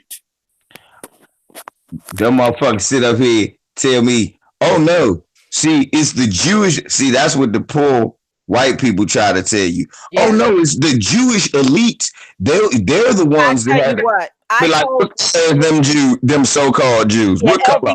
LVZ, they tried to pull that with me, and I whipped up a photo of the lynching. I said, okay, so all of these white folks that are under this black body, you're saying all these are Jews. Right. All of these are Jews. Well, they all white, so what difference does it make? And I said, you know damn well you're lying. Right. They all white, so what difference? Yeah, they are. Exactly. They all come from the same Caucasus Mountain region. It Right. don't even matter whether they call themselves so-called Khazarians or Amalekites. They're still pale faces to me. Right. David Duke or Donald Sterling, same motherfucking thing. Royal. And not only that, when it comes down to race, Jews don't side with us, do they? They side with other white people because they are white people. Right. And the ones that don't, they kick them motherfuckers to the curb. Yep. And these black folks kill me when they sit there and run around talking about, oh, I'm Cherokee, I'm mixed, but I got Native American, my family. The bottom line is you don't even know what tribe you come from. So what the hell are you talking about? And then on top of that, Cherokee was not even the original name of that tribe.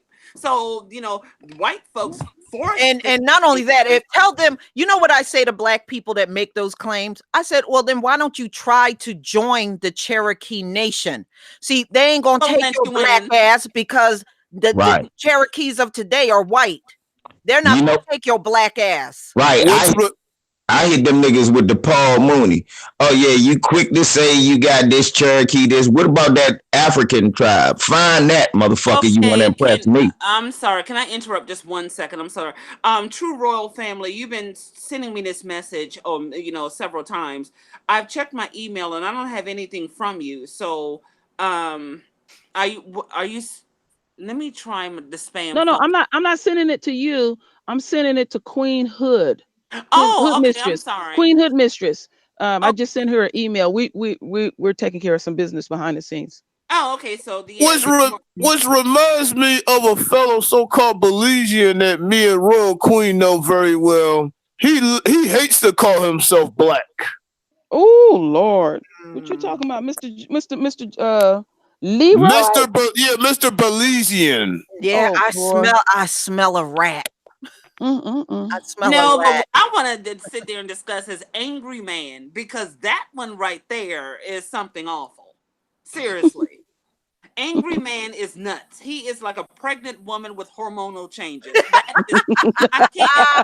That's a pregnant woman on her period, though. Angry man is nuts, and I think he needs some Wellbutrin. I think he needs some Prozac. There's several of them that need that. You know, there's another one. Oh, you're talking about the manosphere. The manosphere. Yeah. And there's another one. He gets winded from screaming. Oh Lord. Don't even get me started on that cloud obsidian. He's part of a group called Coon and the Gangs. Coon and the Gangs. Yeah. LVZ got a picture up on his channel. You seen them? They have a whole. About that. They have a little. Oh yeah, Queef Newsom. Yeah, But hold on, is ABL a part of that? Coon in the Gang. Nah, I don't even know who that Coon. He part of Coons Anonymous, because I don't know that Coon. They got a late night gig they work on. Yeah, he had a whole picture of them. Autumn, I know who you're talking about, because ABL, he tried to do some shit with what's his name? That is the slave. I'm telling you right now, ABL is one conquered, colonized slave. He still has the shackles around his neck. There's no way in hell that I can agree with him. And so I tried talking to him on Facebook, but I couldn't. I said, I'm done. I can't. Who was that brother? He was over on Nyla Says the other night. If you everything black folks do is wrong. He's been on Phil's channel. Can't think of that brother. You always see the flag behind him. I know who you're talking about. He wears glasses. Yeah. And I had one on my channel. Alien. I had one on my channel the other night. Her name is Patricia Dixon. She said she in love with Trump. She loved him. But you just named him, Royal Queen, Anthony Brian Logan. That's him. Well, him and that chick, they could get together. No, they don't know. They might end up making children. No. We don't want that. Please don't. No, they might make some No, we don't need more slaves being kundalets bred. and stuff like that. No. But this chick, I'm serious. You go to my people still making comments on that. When I read that, when I went back and looked at that live stream, somebody said she loved Massa. That woman said she loved Trump. Yes, she does. No. You know what she need them. We don't need them coming together and making any little coon crumb snatchers. I'm trying to tell you, Lisa. She said she was so happy when Trump won. She made some jigaboo mix cornbread. I saw that. I made me a hot plate of cornbread. Oh, man, I send that link to Lisa. I said, I hope Lisa can make it through. I said she'll make it through, and then I played it for everyone. And Brenda, she wasn't there on that stream. She said she left me a message. She said, "What the hell was that?"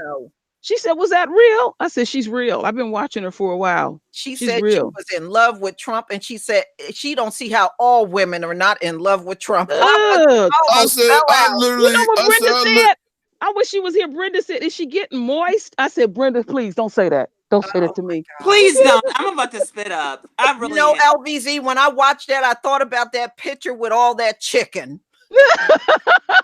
My goodness.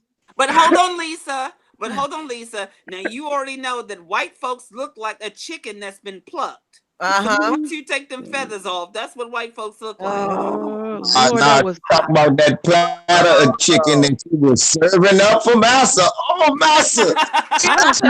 LVZ, somebody even asked for you. They said, "Where is LVZ? He need to be on this." I don't think we would have made it between LVZ and showing that live stream. We would have left out of there. Goodness. Had to go to the hospital because Lord. No, but I've seen LVC in other formats, only a couple.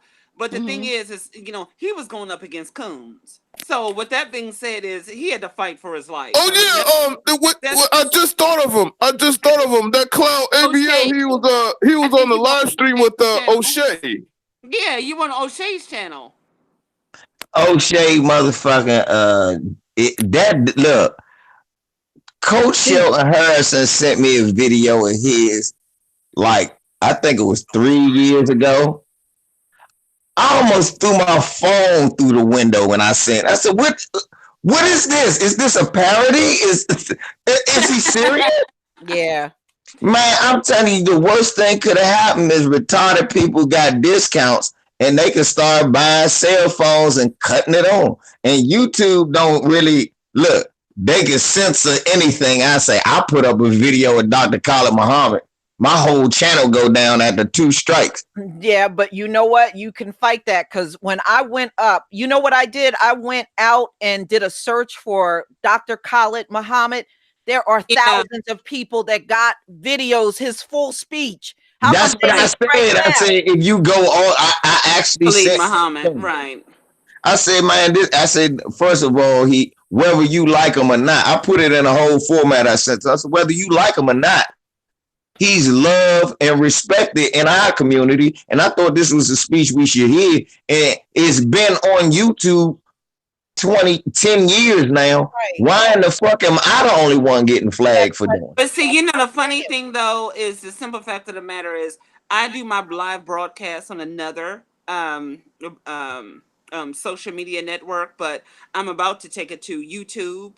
But the thing is, they always label me as the female Khalid Muhammad because I am vicious and I don't like white folks, and I attack them every chance I get. Autumn, they call me a black separatist and black supremacist. That's what I'm talking about. I get that all the time. Lisa, I've been watching you for years now, and I'm telling you, you're not that at all.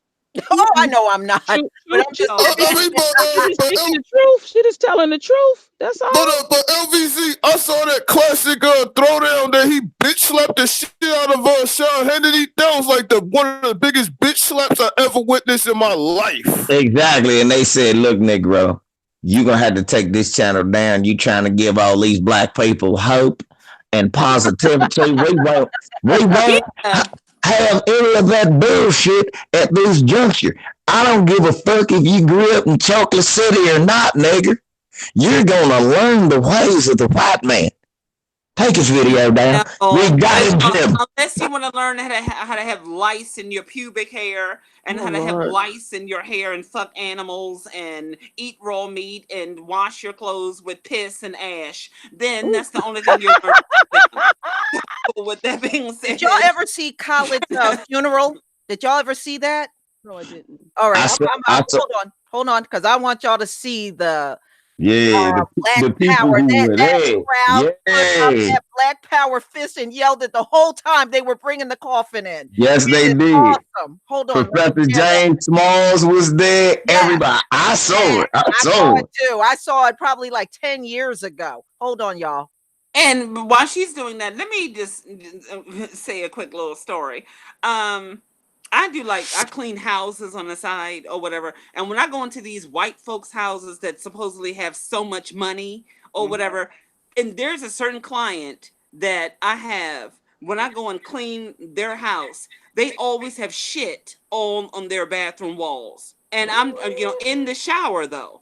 So I'm trying to figure out is how are they getting shit on the bathroom walls that I gotta clean up every week that I come to. Then on top of that, the toilet has blood leaking down.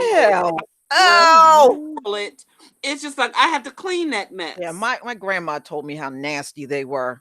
And it's disgusting. Now, me personally, I thought I was under stereotype. So I thought that people that had money, white folks that had money, lived a certain way. But then when I got into these houses, these influent houses, I said, they're nasty as shit. Yeah. I'm like, wait a minute. You know something that I noticed? One time I went over to the Dollar Tree in the hood, and I went to this particular one on 3 occasions. Every time I went in there, they was low on bleach. Now I live around white folks. They always have bleach. So black folks is buying a lot of bleach, keeping their cribs clean. Yeah, that's what I came to the conclusion.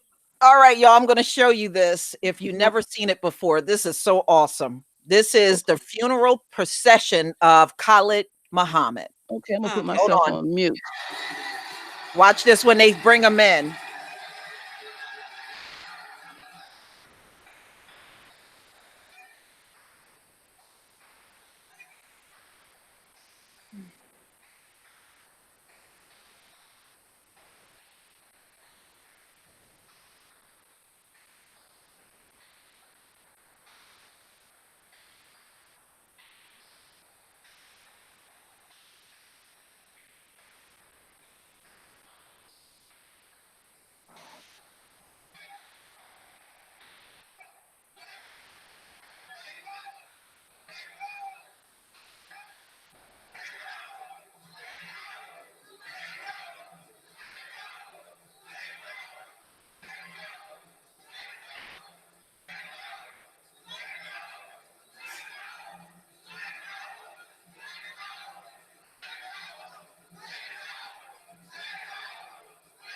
Wow.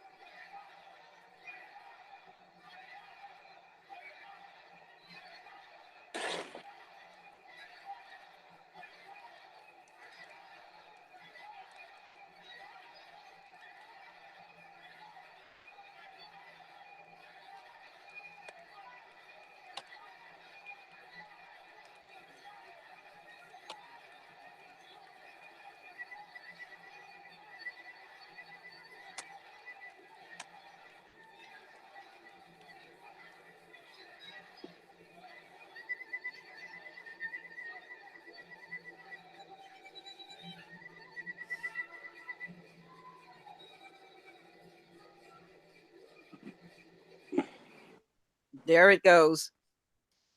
Dr. Khaled would have loved that. Yeah, I'm about to He say. would have loved that. Happy belated Dr. Khaled again.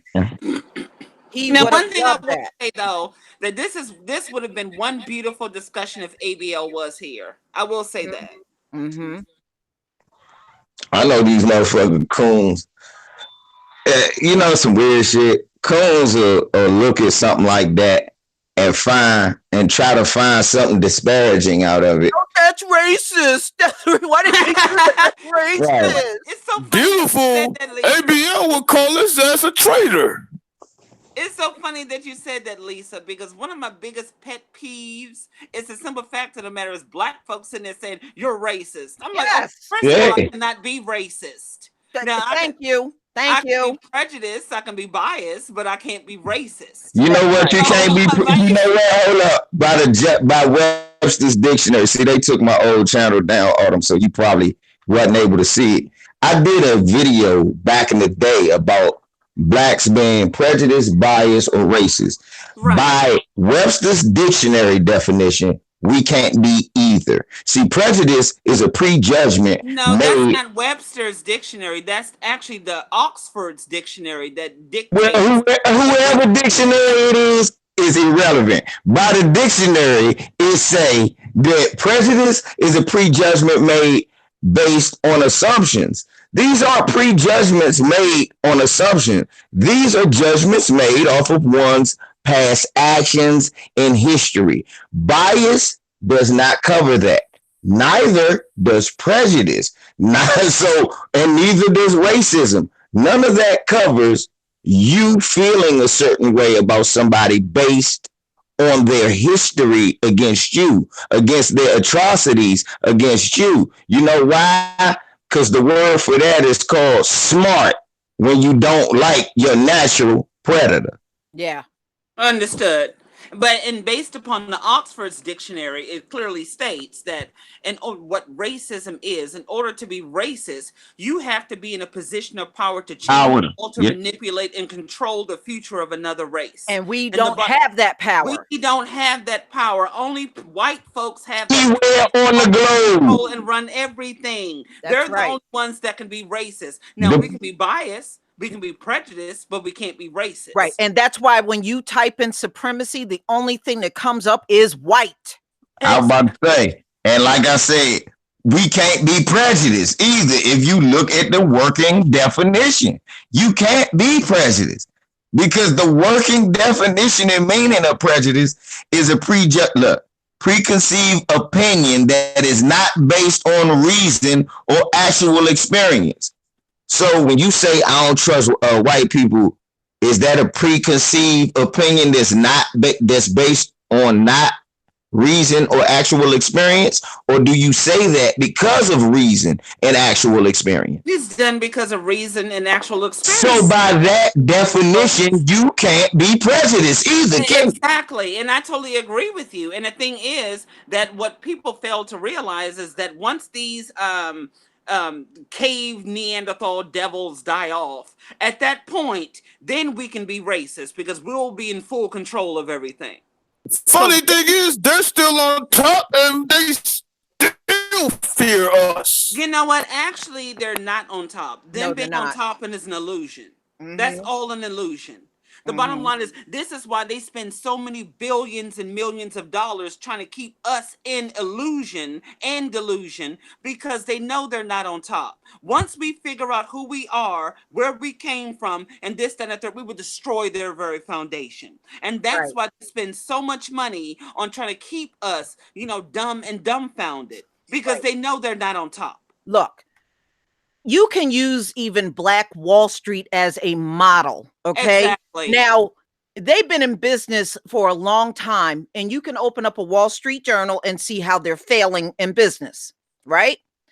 When Black Wall Street went on, that was all Black finance. We didn't get one dime from white people.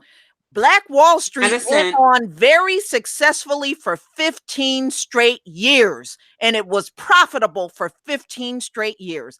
They have never had any businesses that comes or even matches Black Wall Street to this day. No, and that's why to this day, that's why I keep telling people.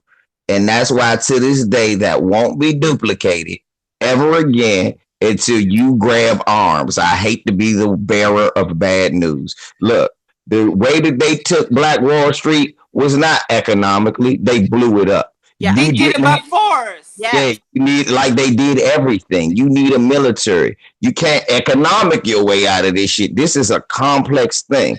Yeah. See, what you got to understand is Black Wall Street operated in a time when it wasn't no, like you said, Lisa, we pooled money together.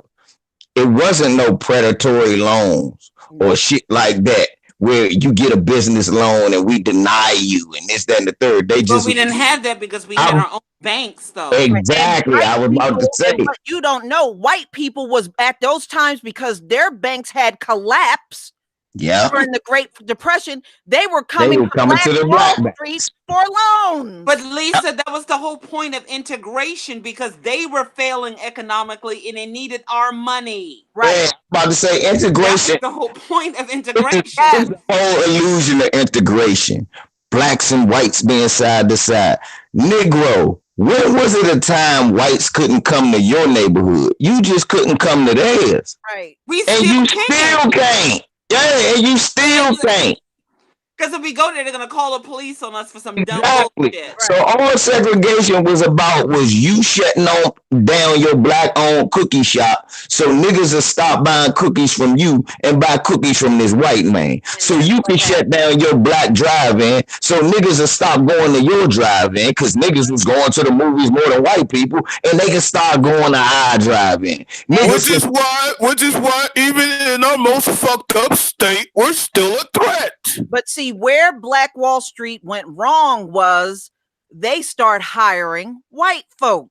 Right. So that made it easy for white people to come in there and infiltrate them and bomb it the way that they did. If they would have kept it all black, they might have been able to fight some of that off. I have to disagree with that, respectfully said. I do have to disagree with that, because the bottom line is, when it comes down to a corporation, whoever's in control rules. So if you have a black established business, even if they hire white folks, those white folks have no authority. It's the black folks over them that have that authority. So if those white folks came in and bombed, they bombed because they wanted to bomb. Right, that's what I'm saying. I'm not disagreeing. What she's saying is, Autumn, is if they never bought. See how the Black Wall Street thing start? They was inviting white people there, and a white girl said, "Oh, I got touched." Right. Well, that invites white people now to look. That gave them a reason. If they was just exclusive and it was no white people allowed there, yes. That would have been. That's the problem with our community. The problem with our community is we cannot stay separate from them. Exactly. We got to be all inclusive. Trust me, Autumn. I'm on the same page with you, but I'm saying when they had Black Wall Street up and running, they start hiring white people, which I think was a fatal mistake. Which goes into what Lisa was saying. It's a Rock 12 and 10. What they started doing, they started trusting thy enemy, which what they weren't supposed to do. Well, our biggest failure is whenever we involve, and yes, ma'am, Lisa, I totally agree with you. The bottom line is, every time we involve white people into our business, the shit goes south. That's right. That was the whole point I was making, Autumn. Believe me, we're on the same page. Yeah, y'all on the same page. She just what she was just saying was because the initial incident that started Black Wall Street was because a white girl said a black dude who was working did something to her. And the first thing I kept saying, Emmett Till, though. Huh? Okay, if that's Emmett Till and 50. Oh yeah, how they did all of them. But the thing was, you was in control of this neighborhood. She shouldn't have never been there. I agree. If you had made it, look, y'all done kicked us out of all y'all shit. That's why we built our own shit. Y'all not welcome here. Yeah, I apologize, Lisa. No. Both of y'all on the same page. No, we're on the same page. It's just that I just said it one way and you said another, but we really ultimately meant the same thing. Yeah, because that's what provoked them That's what gave them dickheads the plausibility to bomb us. Even and which go and go. Oh, I'm sorry. Go ahead. And because they trusted thy enemy, like LVC said, shit started going south.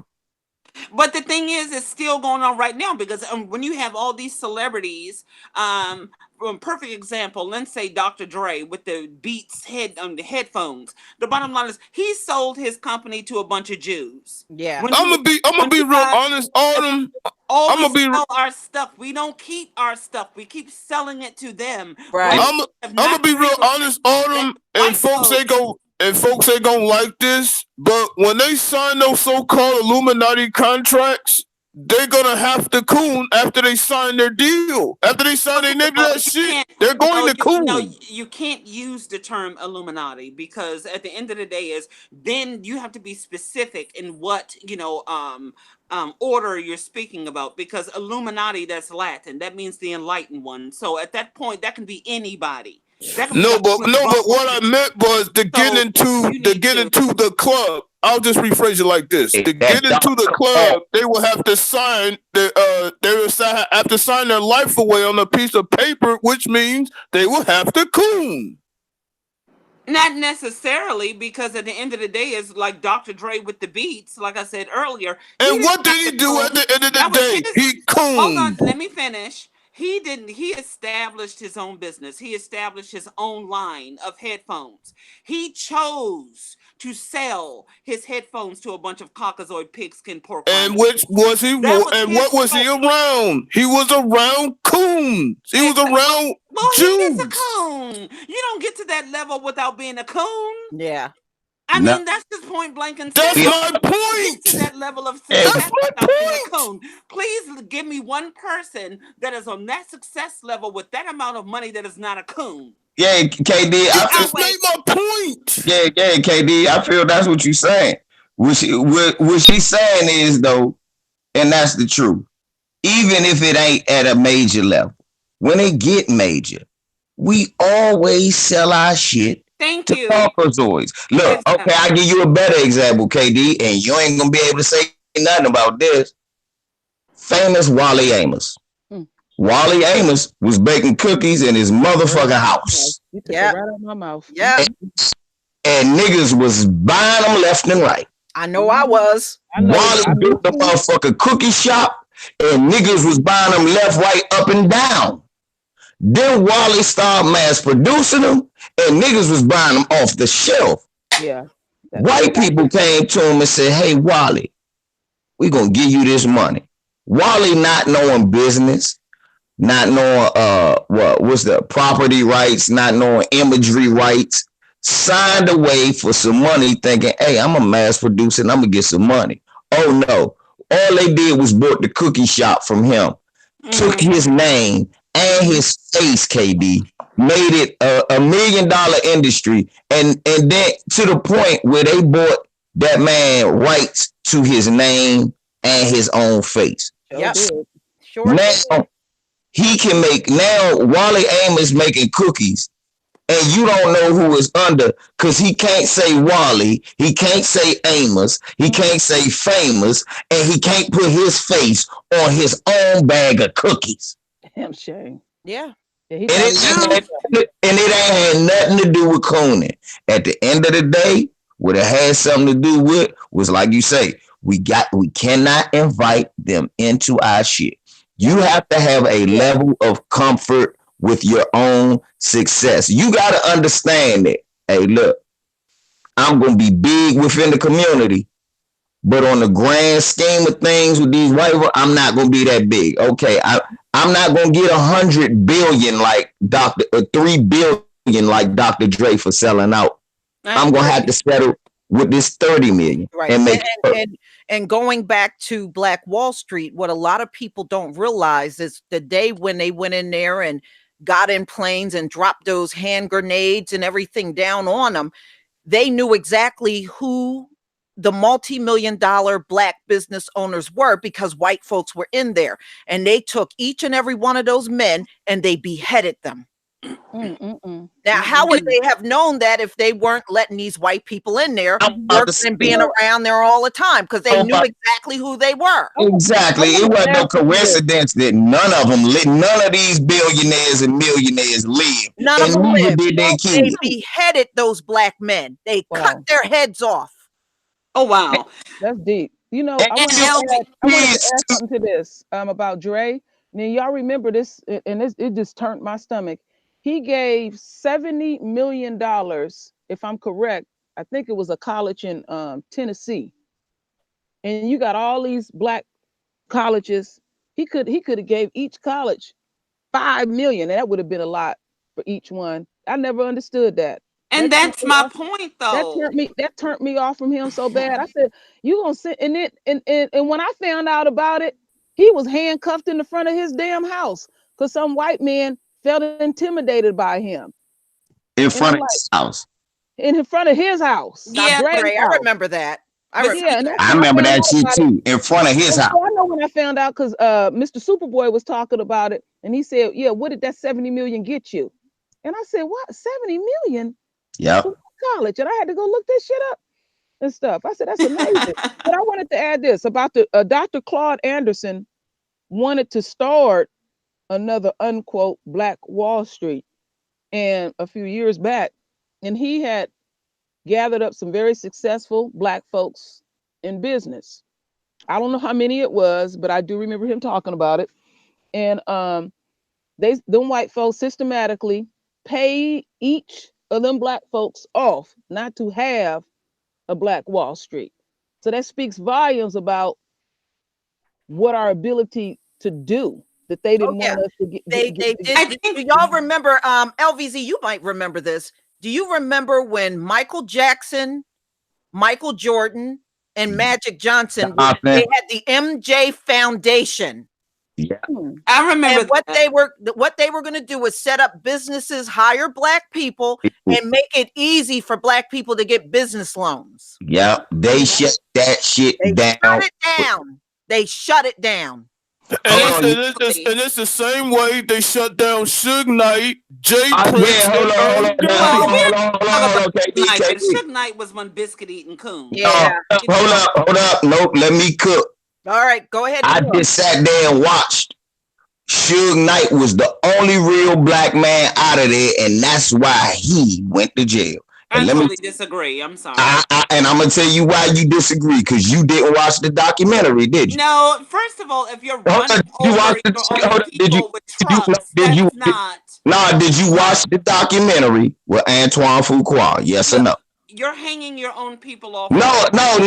Did you watch the documentary on Antoine Fuqua? And then I'm gonna start cooking. Yes or no? That's all we need. I'm sorry, but Jay Prince ain't no coon to me. How about Jay Prince ain't no coon? And neither is that. Hey, look, I'm gonna tell you why Suge Knight ain't no coon. What happened was Suge Knight. Are you gonna let me talk, or you just gonna say your opinions? Okay, go ahead. Thank you. Suge Knight, Jay Prince, and what's Ja Rule's guy? Help me out. Irv Gotti. All three of them were gonna go together in music, just like MJ did, because they wanted to change some of the image. That's why Ja Rule got to singing. That's why Suge Knight only got into the business because white producers was ripping black people off, and they start begging Suge Knight for help. So first, Suge helped DOC, Dr. Dre, and got them out of their contract. How did he do it? He did it by brute force. He went in. He was a terrorist. I mean, that is cool. But the fact that he ripped it from Jerry Heller, that's a good thing. Let LBZ finish, because let me go, man. Let me go. When people talk, I'm sorry, but you saw showing when you call Suge, when you figure out that he dealing with the same people that killed Sam Cooke, he dealing with the same people that killed Otis Redding. Suge is in a business full of terrorists. Industry rule number 4080. Record company people are shady. So Why you think we got so many black artists that don't own their own rights, but old white Jewish men own them? They don't own their own music. They ain't getting a quarter off of music that's still getting played while white dudes getting rich. Suge Knight didn't do that. Suge Knight got Jodeci out of a bad contract. Suge Knight got Mary J. too puffy by getting her out of a bad contract. That's how all of them know each other. What ended up happening, them three, Irv Gotti, Suge Knight, and Jay Prince was going to do a record label. The minute that came out, FBI drug cases came out on all of them, where they found no drugs on none of them. He ran over people, though. I mean, what are you talking about? Exactly, LVC. He made money off of music. Okay, he said my first endeavor, I did deep cover over the balcony by their feet. Yes, Vanilla Ice for stealing his motherfucking music from his black artists. Are you on here caping for Vanilla Ice? They should not. They should a white man who stole Suge Knight's Man song. His best friend wrote the song. Who was his artist? Well, first of all, nobody can steal your money if you had your affairs in order. No, he stole his song. White people. Yeah, he did. What you mean? White people can't steal your shit if you got affairs in order? White people can. LV, I did not say white people. I was talking about the artists themselves. But we talk about, but the artist is different though. We have to talk about white people because a black dude wrote. I'm talking about the artist. But I am too, and I'm telling you, a black artist wrote it. Suge Knight had his paperwork in order, and a white guy stole it and made millions. And Suge got his money legally because he won the lawsuit.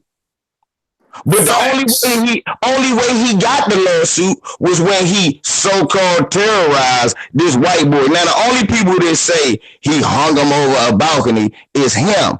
Everybody else say, no, Suge came over there and said, look, motherfucker, we way up here. I throw your ass off this balcony, you don't give me my money. I'm a terrorist too. You know why? Because I'd have said that to that cracker too. You steal my motherfucking work. Now, after that, Suge started getting people out of contracts, black artists out of bad contracts with Jewish record labels. Yeah, Suge scared Vanilla Ice out of the damn industry. Which is why he got Dre from under Jerry Heller. Right, he got Dre from under Jerry Heller, so Dr. Dre could make these millions. So for his own personal benefit, though. It wasn't like it ended up going through it. It was all to serve his own interest. Not at first. At first, it was getting these brothers out of bad contracts, and they did make money at first. Did they get paid what they should have? Was it a Don King thing? That's a different thing. What we talking about is, did Suge free these people from white artists? He said Interscope was going to dump Tupac. Nobody wanted Tupac. Jerry Iovine hated Tupac. That's how he ended up with Suge. Okay, well, LV, the truth be told of the whole matter is that all of this doesn't even matter because his fat ass is in jail. He ran over people, so that doesn't even make a difference. What we need to be focusing on right now is what are we doing now? But my thing is, why did they lock him up? Why did they lock him up for running over? Why did they lock him up? And over somebody, he drove over a human because he was a threat, LVC. He still was a threat even after all these years. He ran his truck over a human being. He ran people over. He ran, but who did he run over? Wasn't it somebody that was He still ran over So if I'm punching you in your face when you in your car and another nigga in front of me with you and I run him over trying to get out the way, it don't matter. Seriously though. That's what happened. Yes, seriously, because that's what happened. If you looked at the whole video, Bone from the Trey A Gangsters, Bloods, the leader of them Blood gang, from the jungle, the Wild Hunters, out there in California, everybody know what I'm talking about. this gang Okay, well, if affiliated. you're talking about a blood gang, that makes them look even more stupid because at the end of the day is That's who was beating him up, and he was trying to get away from him. Now, just let me finish. We should be fighting white supremacy and white people instead of fighting ourselves. So well, he didn't go there. Well, he did, but he wasn't fighting nobody. But according to you, because you got media bias, he was fighting somebody, but he was in a truck. Bias. He obviously you do with his truck. Yes, but he didn't just jump in his truck, start running people over. No, he got to the set. He got to the set. Let me interject for just a minute, because I'm here from California. I am affiliated, and I'll just leave it like that. What he did was he went to the movie set. Say it again. He went to the movie set, and some of the dudes seen him, and they pulled a gun on him on one side, and then another dude came up and started punching on the other side. So he put it in reverse, and he did accidentally run over a dude. It was the truth. That's how. That's. I'm just keeping it as clean as possible. That's what I say. But if you watching the media, you say Suge's a terrorist. He jumped in his car and ran over. No. He went to the movie set. We don't know. I know. I was trying to say that, but she was saying the bleeding heart thing. I was trying to tell her that he was going to the Straight Outta Compton set because he heard that they was doing something about the movie, and he was like, "Hold on, you're gonna be portraying my image. I want to know what that's about."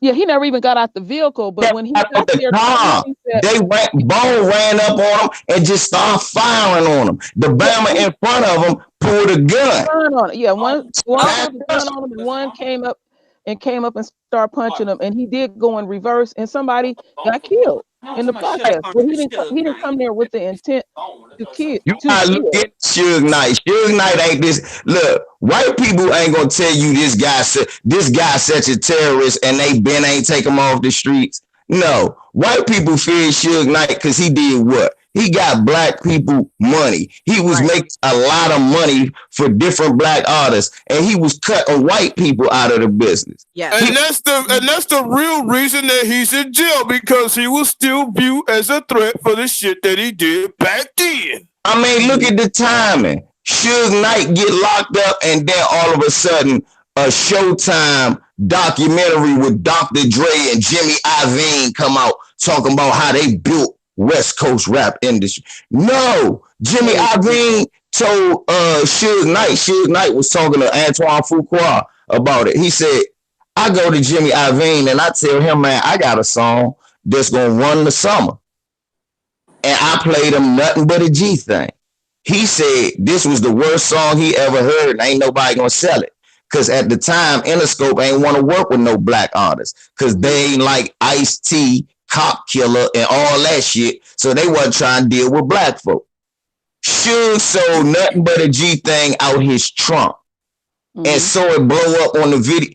Jimmy Iovine saw it blow up on the video. Next thing you know, Dr. Dre and all them are mega stars because of Suge work. Now, if you want to have a discussion about somebody letting power get to his head, and that situation, that's another conversation. We can have that.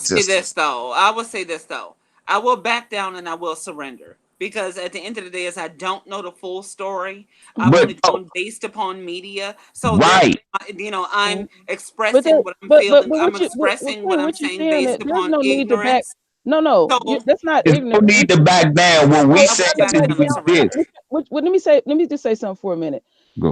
He was talking about one phase of the story. I do know some parts of it, but not all parts of it, because I have people in my family that's in the industry. And what did happen was, they got drunk with that money. They was in there doing too much dope. They had women up in the studios and stuff. Let me see. Snoop even had to admit, he said, I had too many of my people up in there. We wasn't working. So initially it was a number of things going on. They wanted to clean up the studio and get more professional and get the people out of there. You had the neighborhood in the damn studio, and they were saying, wait a minute, y'all starting to hit some success, and you can't have all these people around. And some of the artists was bringing their little entourage around, and Suge Knight was like, no, they got to go. You can't have all this riffraff up in here and stuff, because they didn't know they was gonna go as far as they're gonna go. So no, don't put yourself in a position talking about your ignorance. You didn't know, but you're not. And if it wasn't for Let me say something, Katie. I don't want to hear no sorry coming out of your mouth, and I don't want to hear no ignorance coming out of your mouth, because I can't accept those words from my people. Hell no. Look, that's what I was trying to tell you. Yeah, see, that's what we're trying to say, Autumn, is you can't always go by the white media.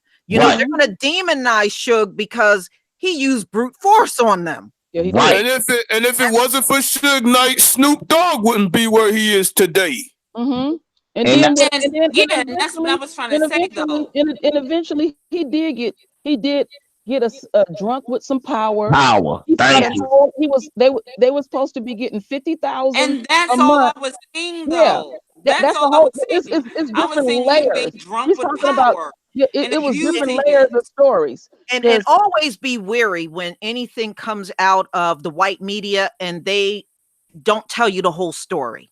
Right. Always be wary, because chances are they are going to lie to you. They're lying. And that's exactly why I sat here and said that, you know, I stand down from my position, because I don't know the whole story. I really don't. So therefore, based upon what I've seen, I'm going based upon, you know, what was portrayed. Right. So I stand down. Yep. Let me mention something real quick, just to show you how deep this goes with my family. My second mom wrote 2 hits for Sam Cooke. Yeah. She never got a dime. Yeah. You hear me? A dime. I mean, you told me that before too. Yes, I did. She never got a dime. So that industry has been so corrupt. You got poor Black folks coming into the industry, and things like that happen, and it can be brutal. But I do have to admit that when it comes to Suge Knight, he did a lot of foolish things. I do remember, like, some of his artists, he was supposed to give them 50,000 a month. He withheld the money. There was even a chick, she sung that song Afro Puffs. She was from here. Yeah, she was sleeping on Snoop Dogg's couch, pregnant. He withheld money from her. So it was a lot of control issues. Yeah, he screwed up. He screwed up. I'm not gonna sit up there and cover for him on that. And that was wrong what he did to our people. So stuff just got out of hand. Yeah, right. You know, it really did get out of hand. It wasn't just him, it was other people involved, and they bring in the neighborhood in the studio, and we just doing stuff that we had no business doing, really. Like, cause like some of the fights and stuff, they talk about the shooting that happened. I say, man, it was 18 different rappers that was bringing 18 different gang members all in one studio. They was rival gangs there. Yeah. And they talk about Suge came there and started smacking people. Yeah, because it's gang members in there. And some people don't understand, though. Hey, guys, we got to calm down. You got to make an example out of the dumbest person in there. And then everybody go, okay, all right, this is what type of environment. Too much riffraff up in there. They really did. But that Don King shit, I was with you with that, Quinn. That's why I said, August, if we gonna have that Don King conversation about a Black man getting too drunk with power, we can about Suge Knight, because that was horrible. Death Row should have been a success story. It should have. Yep, I agree with that. That's my problem. Death Row should have been. Suge Knight was not a coon, but the problem was that nigga was too easily influenced with money, and he became power drunk. And we can't have dictators. Well, that's what I was talking about, though. His power hungriness. That's what I was talking about. And he went ape shit and he went crazy. That's what I was addressing. Yeah, but remember, all I was saying was we got to get it all in its proper context. He did not initially start out that way. It turned into that. It's about getting power and getting drunk with it. It ain't about a dude who was just power hungry and ain't care about no, because in the beginning, like True Royal said, in the beginning, everybody was cool. But it's when that big money started coming and he on top of the world, everybody saying his name and Suge Knight on everything, then it started getting to his, hey, I'm the greatest motherfucker ever. Okay, but LV, here's my question though. My question to you is, okay, we're talking about LV. We're talking, I'm sorry, LV. We're talking about Suge Knight. We're talking about all these other artists. But the question is, what are these artists doing for our community? Nothing. No, So with all the I have to beg to differ. There's been a lot. I have Death to Row, beg to differ I on that. got to There's been look a at lot it. of artists. It's been a lot of artists that I know for a fact up here in California that has done a lot for the community, and it would be more so the hip hop industry. They have done a lot for the community. who? Oh Lord, it's You so ain't in many. California, but Suge used to do shit every time he could for the people in Compton. Give them money, give them food, help them out with social. Okay, well, out of all the I millions know an they R&B have, I singer, don't see any schools open Tyrese. though. I know, like the R&B singer Tyrese in his community, he had a huge rec center built where they get job training.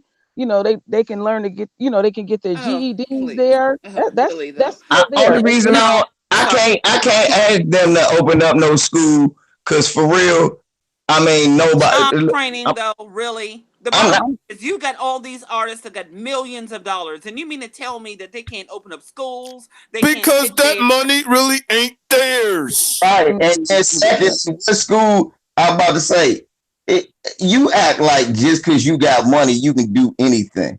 Bill No, Cosby they tried to buy goddamn TV station. He And had that's where all them lawsuits came in. saying you got to remember that TV station he tried to buy, Queen. Yeah. It's Saying, not an issue of whether or not they have it or not. It's an issue of the collective order. If all of them combine their resources together, which all of them and have that's a plenty of threat. They're not gonna let them do resources, it. They're not gonna let them do it. that's what I'm saying. They not letting them Yeah. do they can that. combine those resources to They open up can't. schools The minute that they for the do that, community. That's FBI the come point in. that I'm I just Yep, making.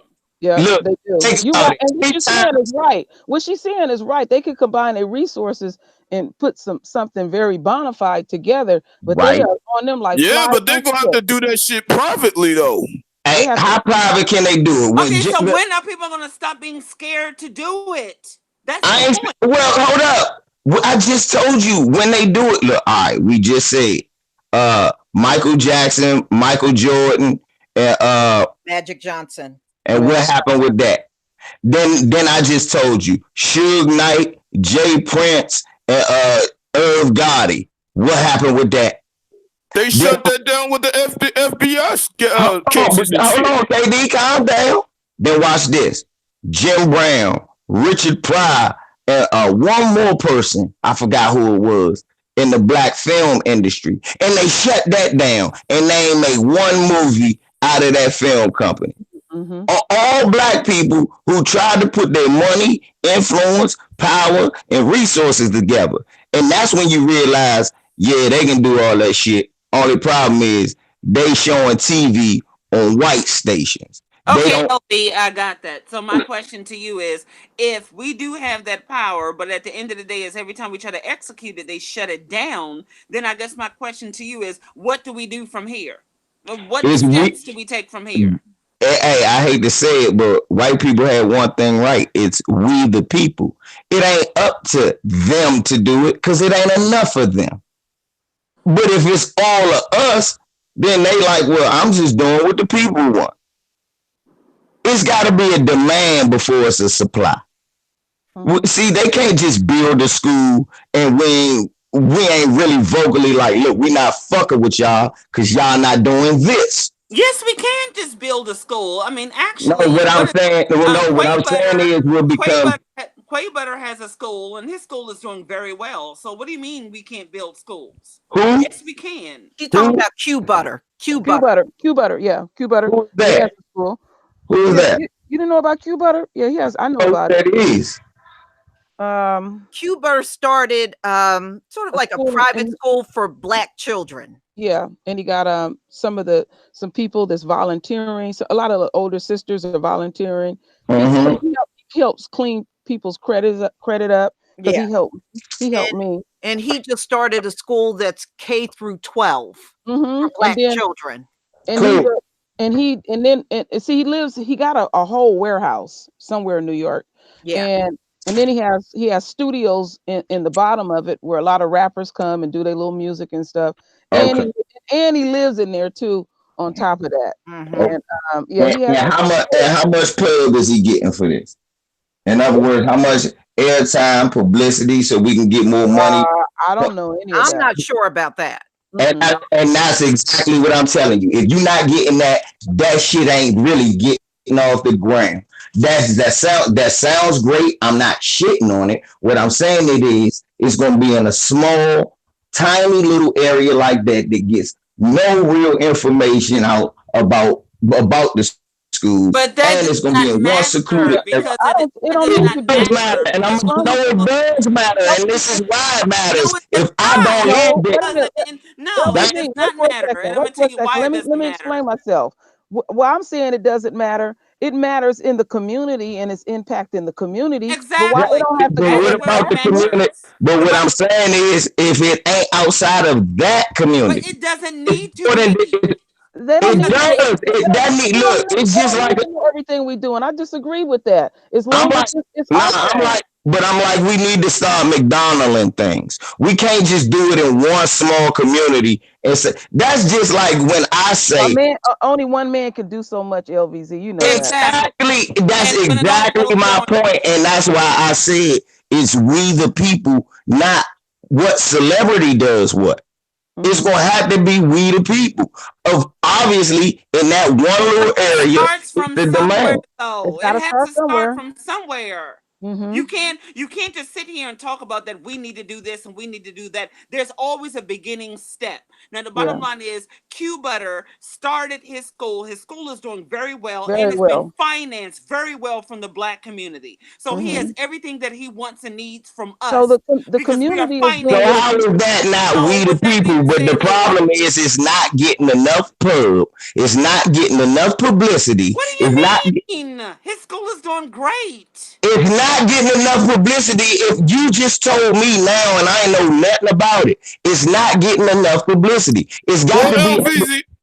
What LVZ's talking about, he's not getting enough media coverage. Yeah, he's not getting no coverage. He's not getting the publicity that he needs to get for that to grow the way that it needs to grow. There's a contradiction there. You just said when we start stuff like this, they squash it before it stops. So it's fine to be quiet in our own. No, I'm talking about, but I don't hear nobody in our community really talking about it. I understand where he's coming from. If we're not getting it, look, just let me say it like the Black Panthers would have said it back in the day.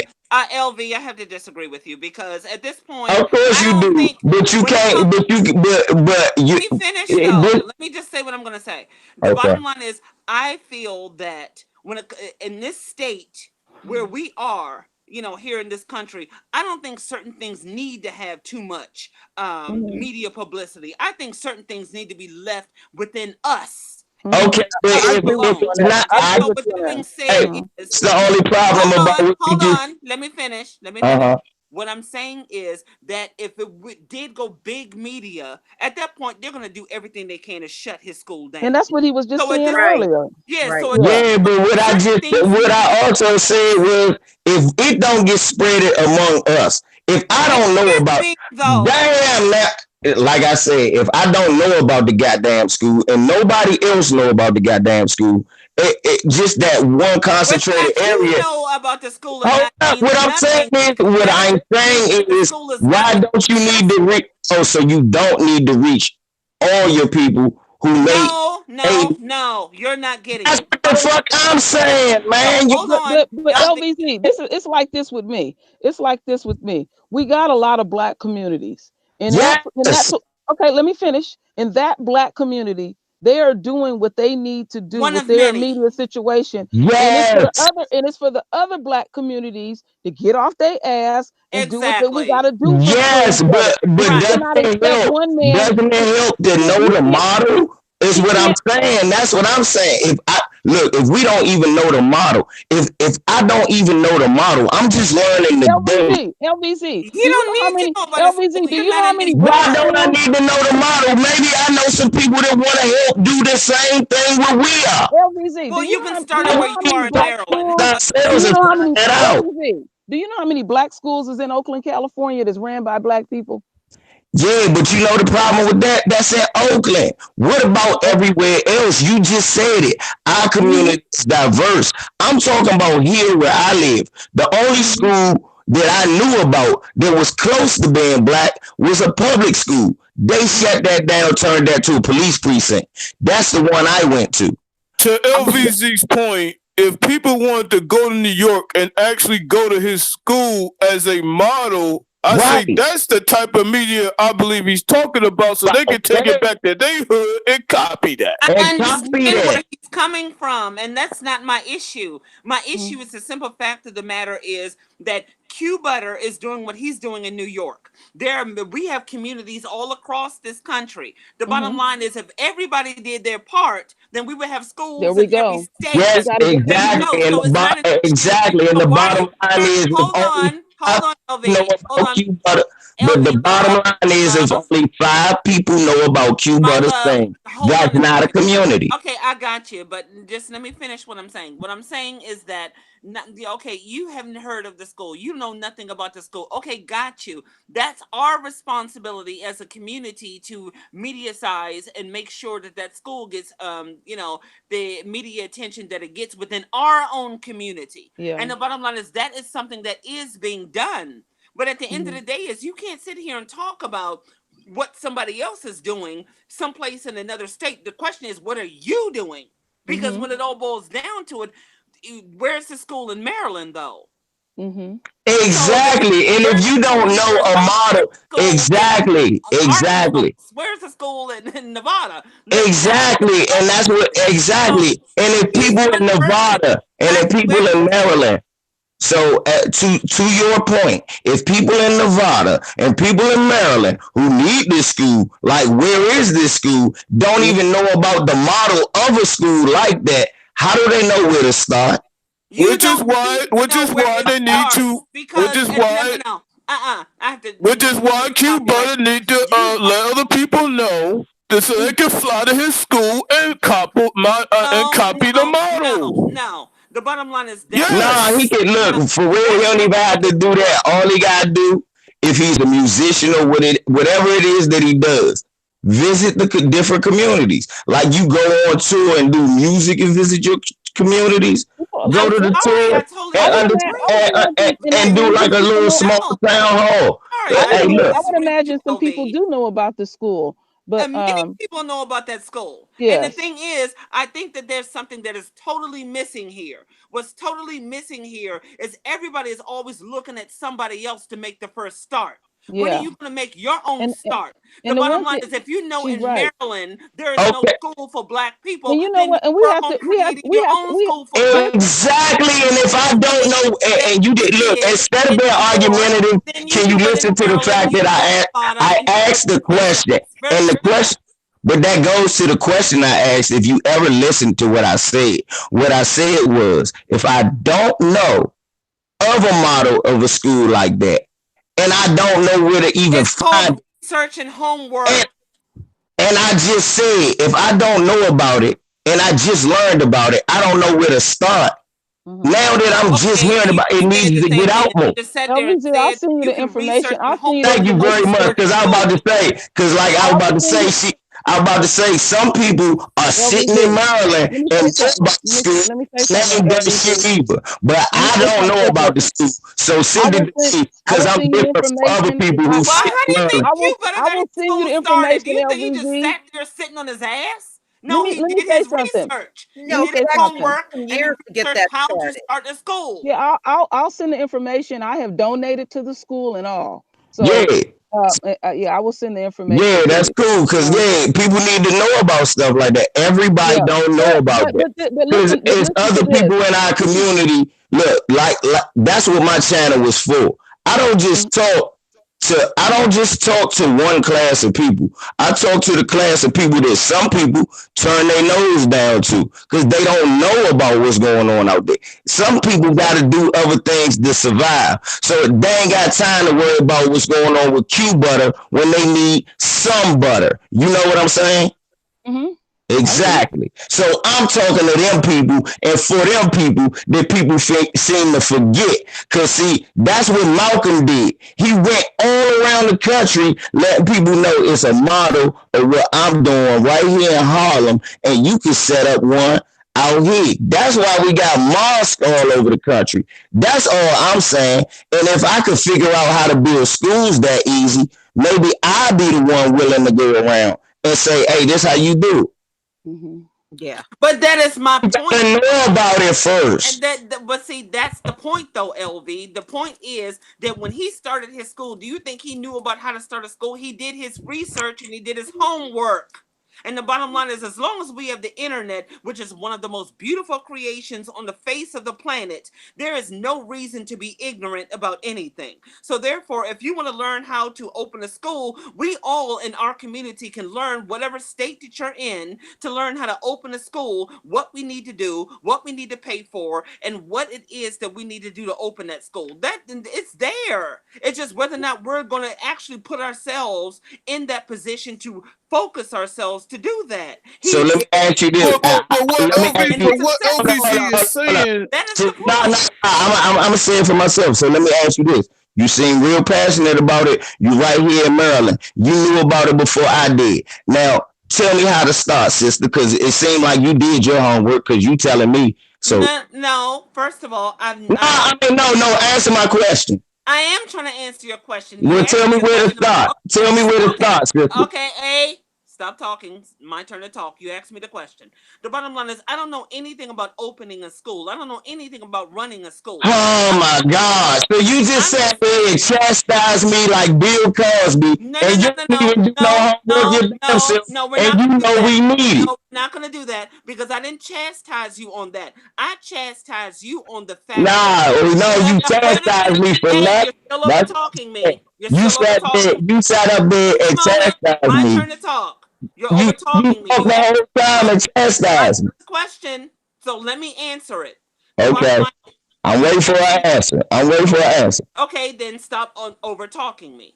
The bottom line is, what I'm saying is, I don't know anything about running a school. I don't know anything about starting a school. Right. What I'm saying is, the simple fact of the matter is that if we want to learn something, if we want to do something, the information is there. We are in Maryland. DC is like right across the border.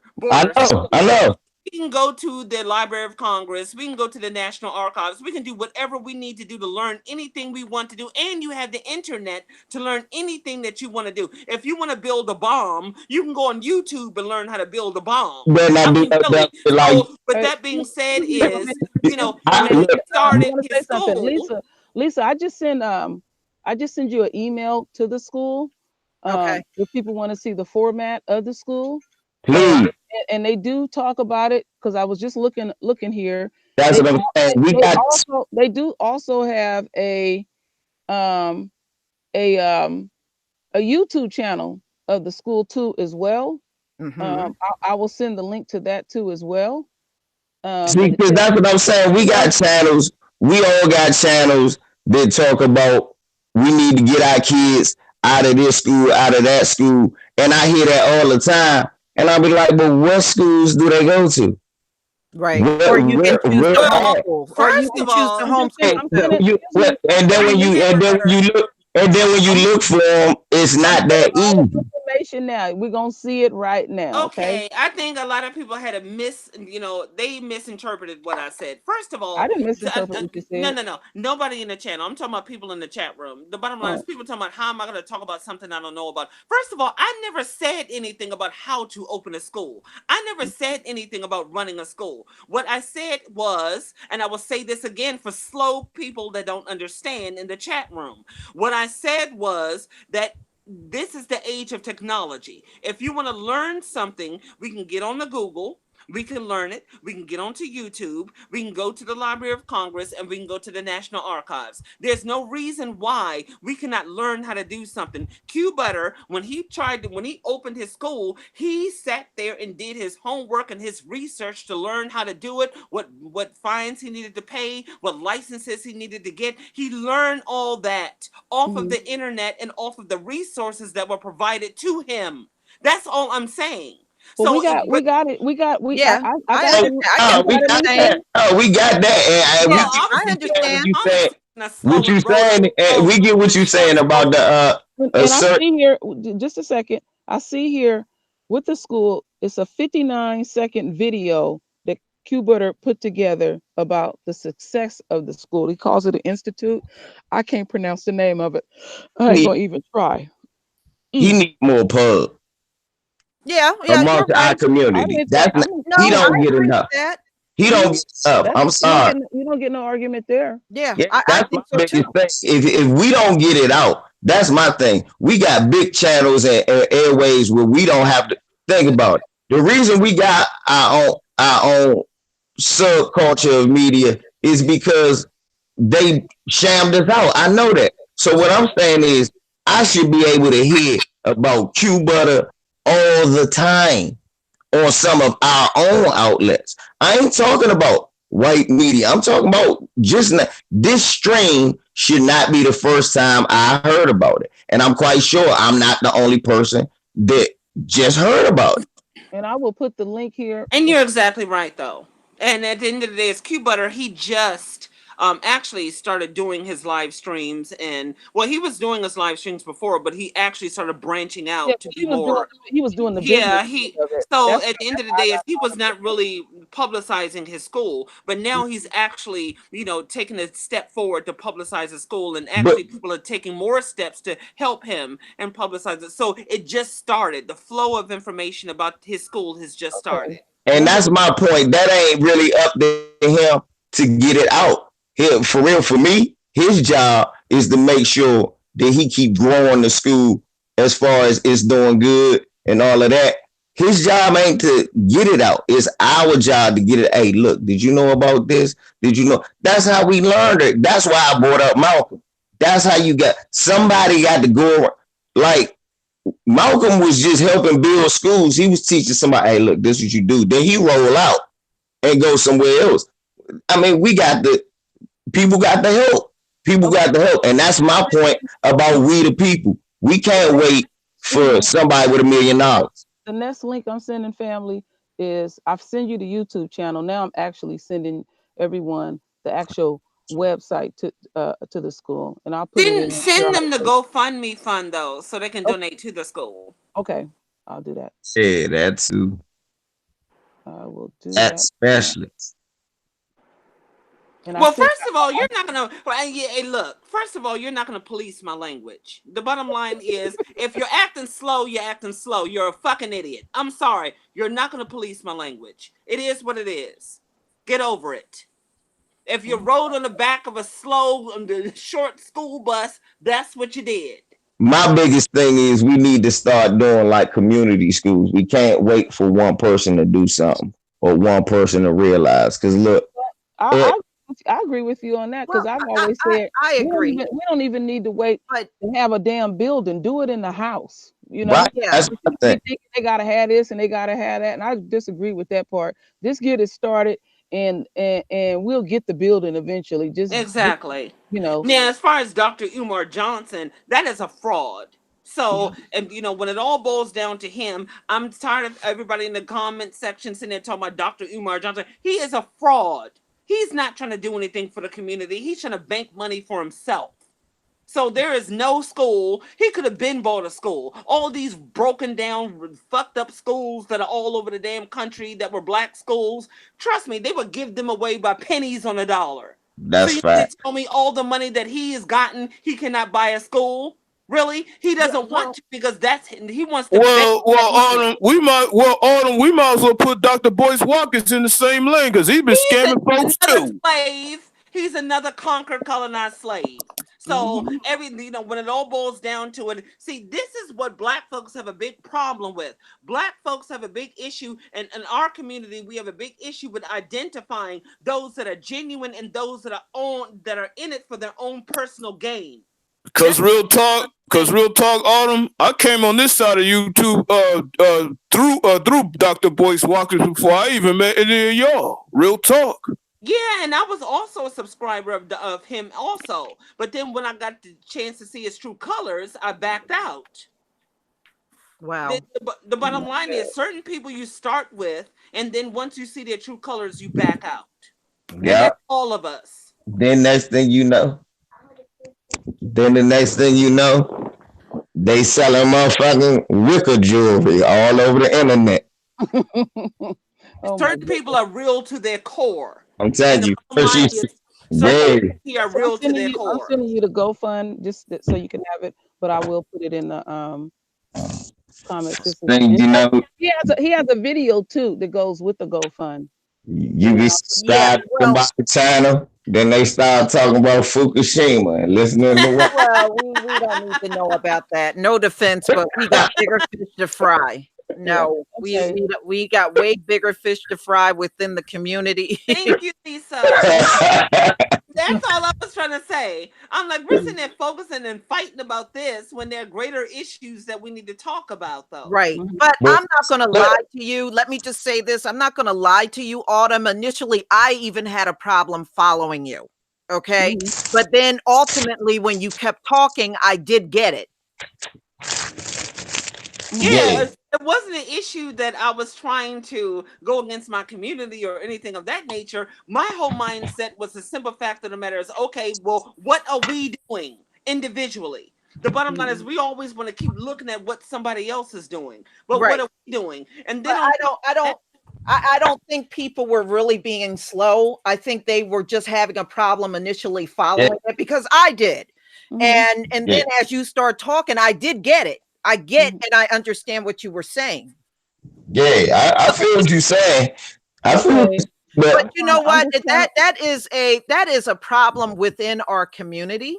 Communication. And it's been an ongoing problem, unfortunately. Hopefully we can get it together.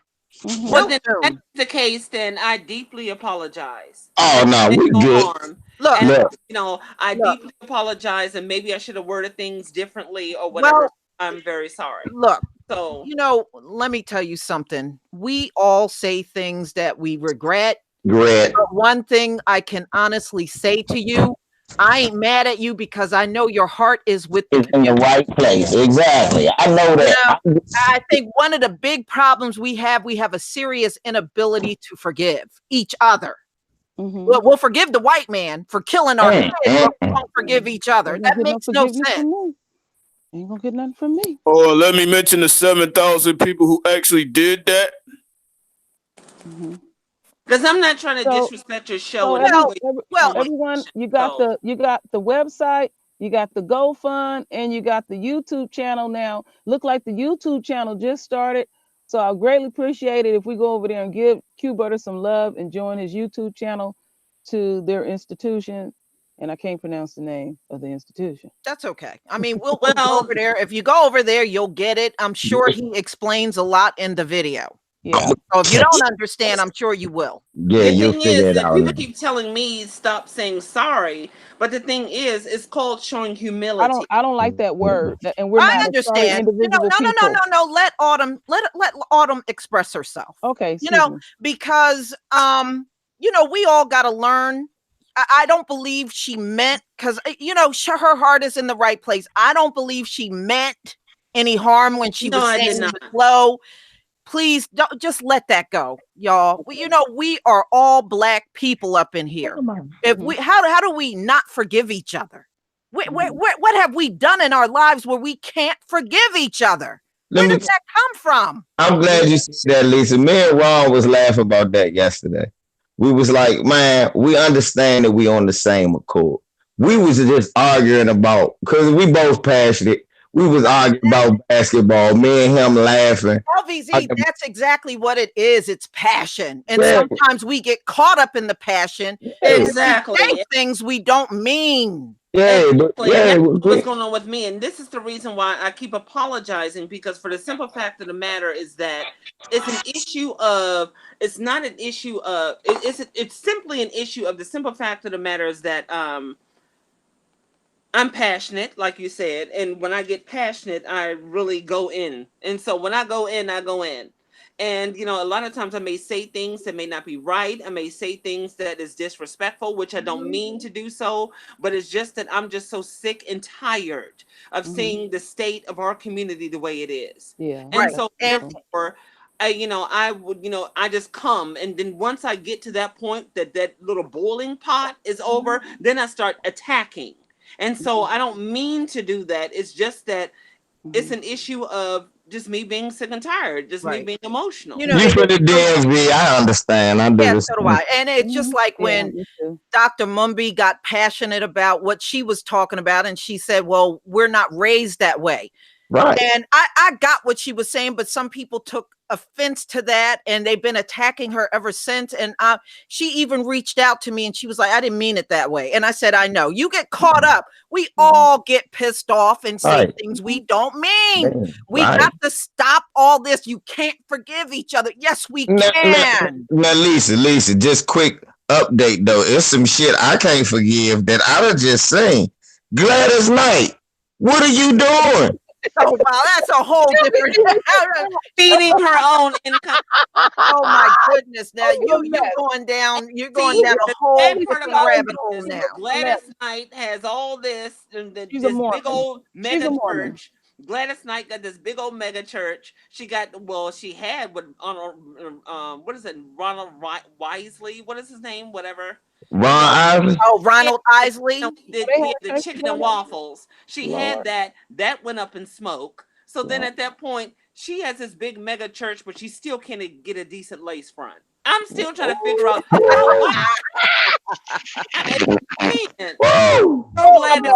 you can't get a decent lace front, really?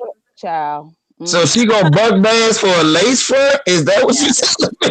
I'm just saying. I mean, she was a Mormon. She get a decent one for $50. I mean, she can. Nah, it said she gonna sing the national anthem at the Super Bowl. No, we don't want to hear her singing the national anthem. She doesn't need to sing anything anymore. But why is she gonna sing the slavery national anthem at the Super Bowl? Well, shit, even Layla Ali wanted to be white. No, hold up, but no. You know what? Wait a minute. Kings and Malcolm and their offspring are not them. Okay, we know that. Mm-hmm. You look. Bernice King just came out and defended the damn weatherman that called her father Martin Luther King. Oh, Lord. I just can't get past that, y'all. How are these people living this long to be goddamn cool? She was a minister saying that she's saying these people can be reformed. I said she's lost. Oh, I'm done. She is totally lost. Mm-hmm. Look, this how racist this motherfucker is. They was calling him that before he was born. How did he even know to say that? You got to look when you grow up, boy. Fuck this! Ain't no this Martin Luther King Day. Don't you ever forget. Yeah. The funny thing though is the end begins. That's the person in the comment section. His name is the end begins. He said Gladys is canceled. She's been canceled a long time ago. So I don't even know. Well, you might as well throw Alveda King in that same boat because she's been canceled a long time too. Yeah. Well, unfortunately, you got to understand she did not grow up with her father around.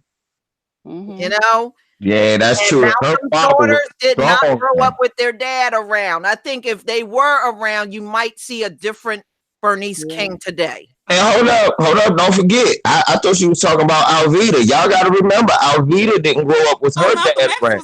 Right. So you're shocked because they murdered her Martin Luther King's brother too. Right. Shortly after, not even a year after. And don't forget, they hated Martin Luther King so much they murdered his mother. So don't let white people think. I don't think people really, the level of hate that I mean, the way they were trying to wipe out the father, but got the mother. And see, they were trying to wipe out the whole male line of the King family. That's what they were trying to do. Yeah.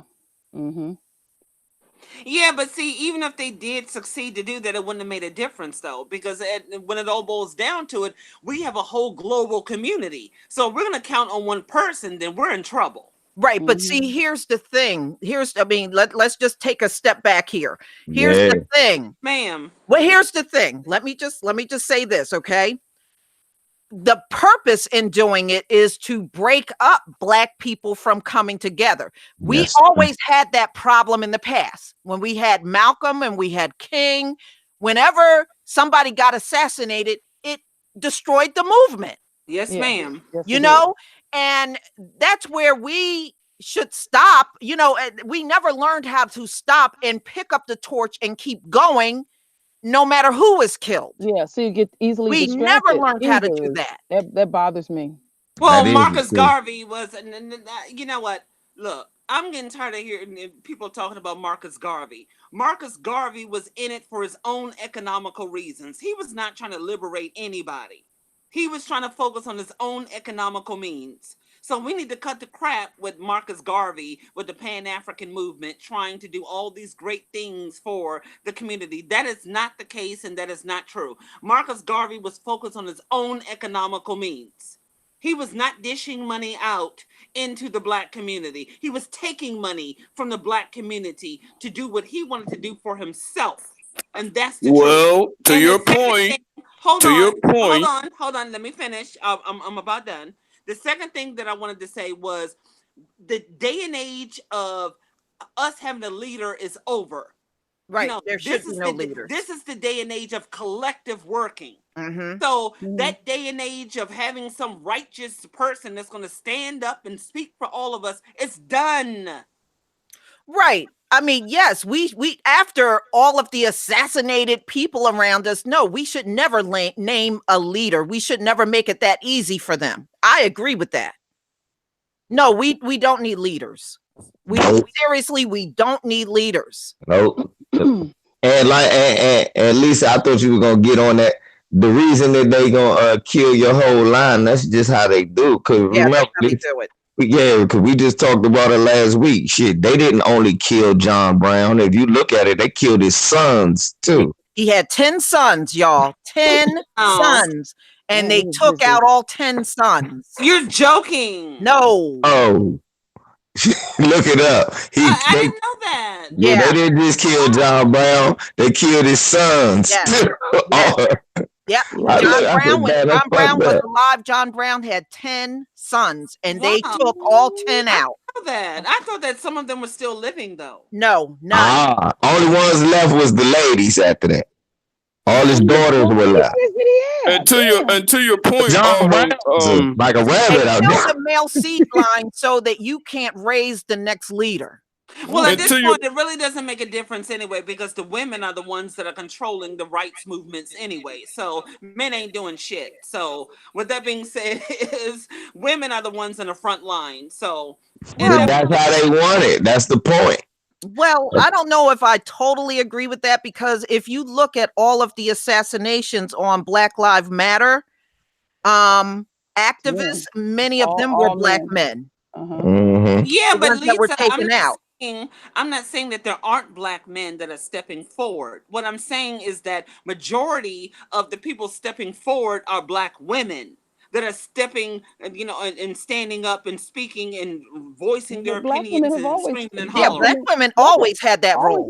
Always had that. That's nothing new. That ain't nothing new. That's just the way it is. We can bitch and complain like no other, and we can nag like no other. So at the end of the day, we're perfect for the job, and that's what we do. Yeah, I mean, we've always had a voice in these movements. Yeah. Yeah, always. Our men, that's one thing that I can say about our men. They never try to suppress our voice. Yeah, that was never really their fight. That was a white woman's fight. That was not our fight. That was her issue. Yeah. They never really worshipped. Dark Handy X, what do you mean? Frontline, what movements? I mean, what movement haven't you seen that women are not on the front line? When it came down to Michael Brown, it was the mother of Danye Jones that set that up. So with that being said, it was women on the front line of that movement with Michael Jones. That's why she was labeled a target. Because she's always fighting for the cause of our people. So therefore, her son is now dead, hung from a tree, because of the simple fact of the matter is she fights for our people. Now get ready to see Darren Seals come up into the comments section, because he got killed. But, And to your earlier point, Autumn, Marcus Garvey was Boule, so of course he was going to look out for himself. And then he was a conquered, colonized slave, and that's what he was. If he was Boule, which I did not know that. So with that being said, he was already conquered, brainwashed, and whitewashed. So at that point, he was useless at that point. No, I didn't hear anything. Some CH38. No, I'm not surprised Trump is trying to make some announcements. Yeah, I've been seeing announcements all day. Yeah. But I don't believe nothing that come out of his mouth. I do know, a lot of people that are on that Section 8, they are super worried now. I've been reading some of that, of what's going on. What do you mean, Dark? I mean, what she was fighting beforehand. That's why she was getting the death threats. What do you mean? That's why they were sitting there stalking her house. That's why they killed her son. She was fighting before then. So what do you mean? No, she was fighting. She was part of that movement with Mike Brown. That's very true. Started it. She was one of She even talks about that in the interview. She talked about that. And not only Mike Brown, but she's been out there for other injustices that happened in St. Louis. Now, she does speak about that if you watch some of the interviews that she's done. Yeah, so she talked about some of the other brothers that was out there that got killed. Darren Seals, there you go. Darren Seals and all them brothers that they found shot and burned in cars out there in St. Louis. But hold on, LV, though. Just hold on one second. This is my issue when it comes down to our community. Why is it every time we talk about issues like this, it's always some black person that always has to find some reason to contradict or destroy what is being said? The bottom line is, if this woman is out there fighting and she is busting her ass and doing what she can for our community, why is it that you're going to sit there and say, oh, well, she wasn't doing nothing until her son got murdered? That's not true. Really? That's not true. She was doing things for years. Fighting before then. Why do you think she was about to say, nah, she was out there the day of the Mike Brown thing. Yes, she was. In fact, she was a very strong part of what was going on with Mike Brown. She raised her children. She raised her children in the rights movement. Yeah. Her children were raised. She fought. She was fighting since her children were born. Well, that's all of us. That's all of us. But yeah, that lady. Yeah, that lady she ain't just start talking because they killed her son. The repercussions of what happens when you fight against. But that's what happened to that's what happened to everybody, and everybody knows that. Everybody that had something to do with that Mike Brown thing. The dude that they got a picture of that had his hands up, they pulled a gun on him. They killed him. Yep. Yeah, they killed Darren Seals. They killed one of the dudes who was in the McDonald's that they was going to testify. Didn't they kill him while he was out riding his bike? I'm about to say, they killed him riding a bike. So, they killed a lot of these people. You got to realize. So, that's how you know she was out there with anybody that they saw. I just did a video about it. You can do a Google search. She was out there decades ago fighting. Yeah.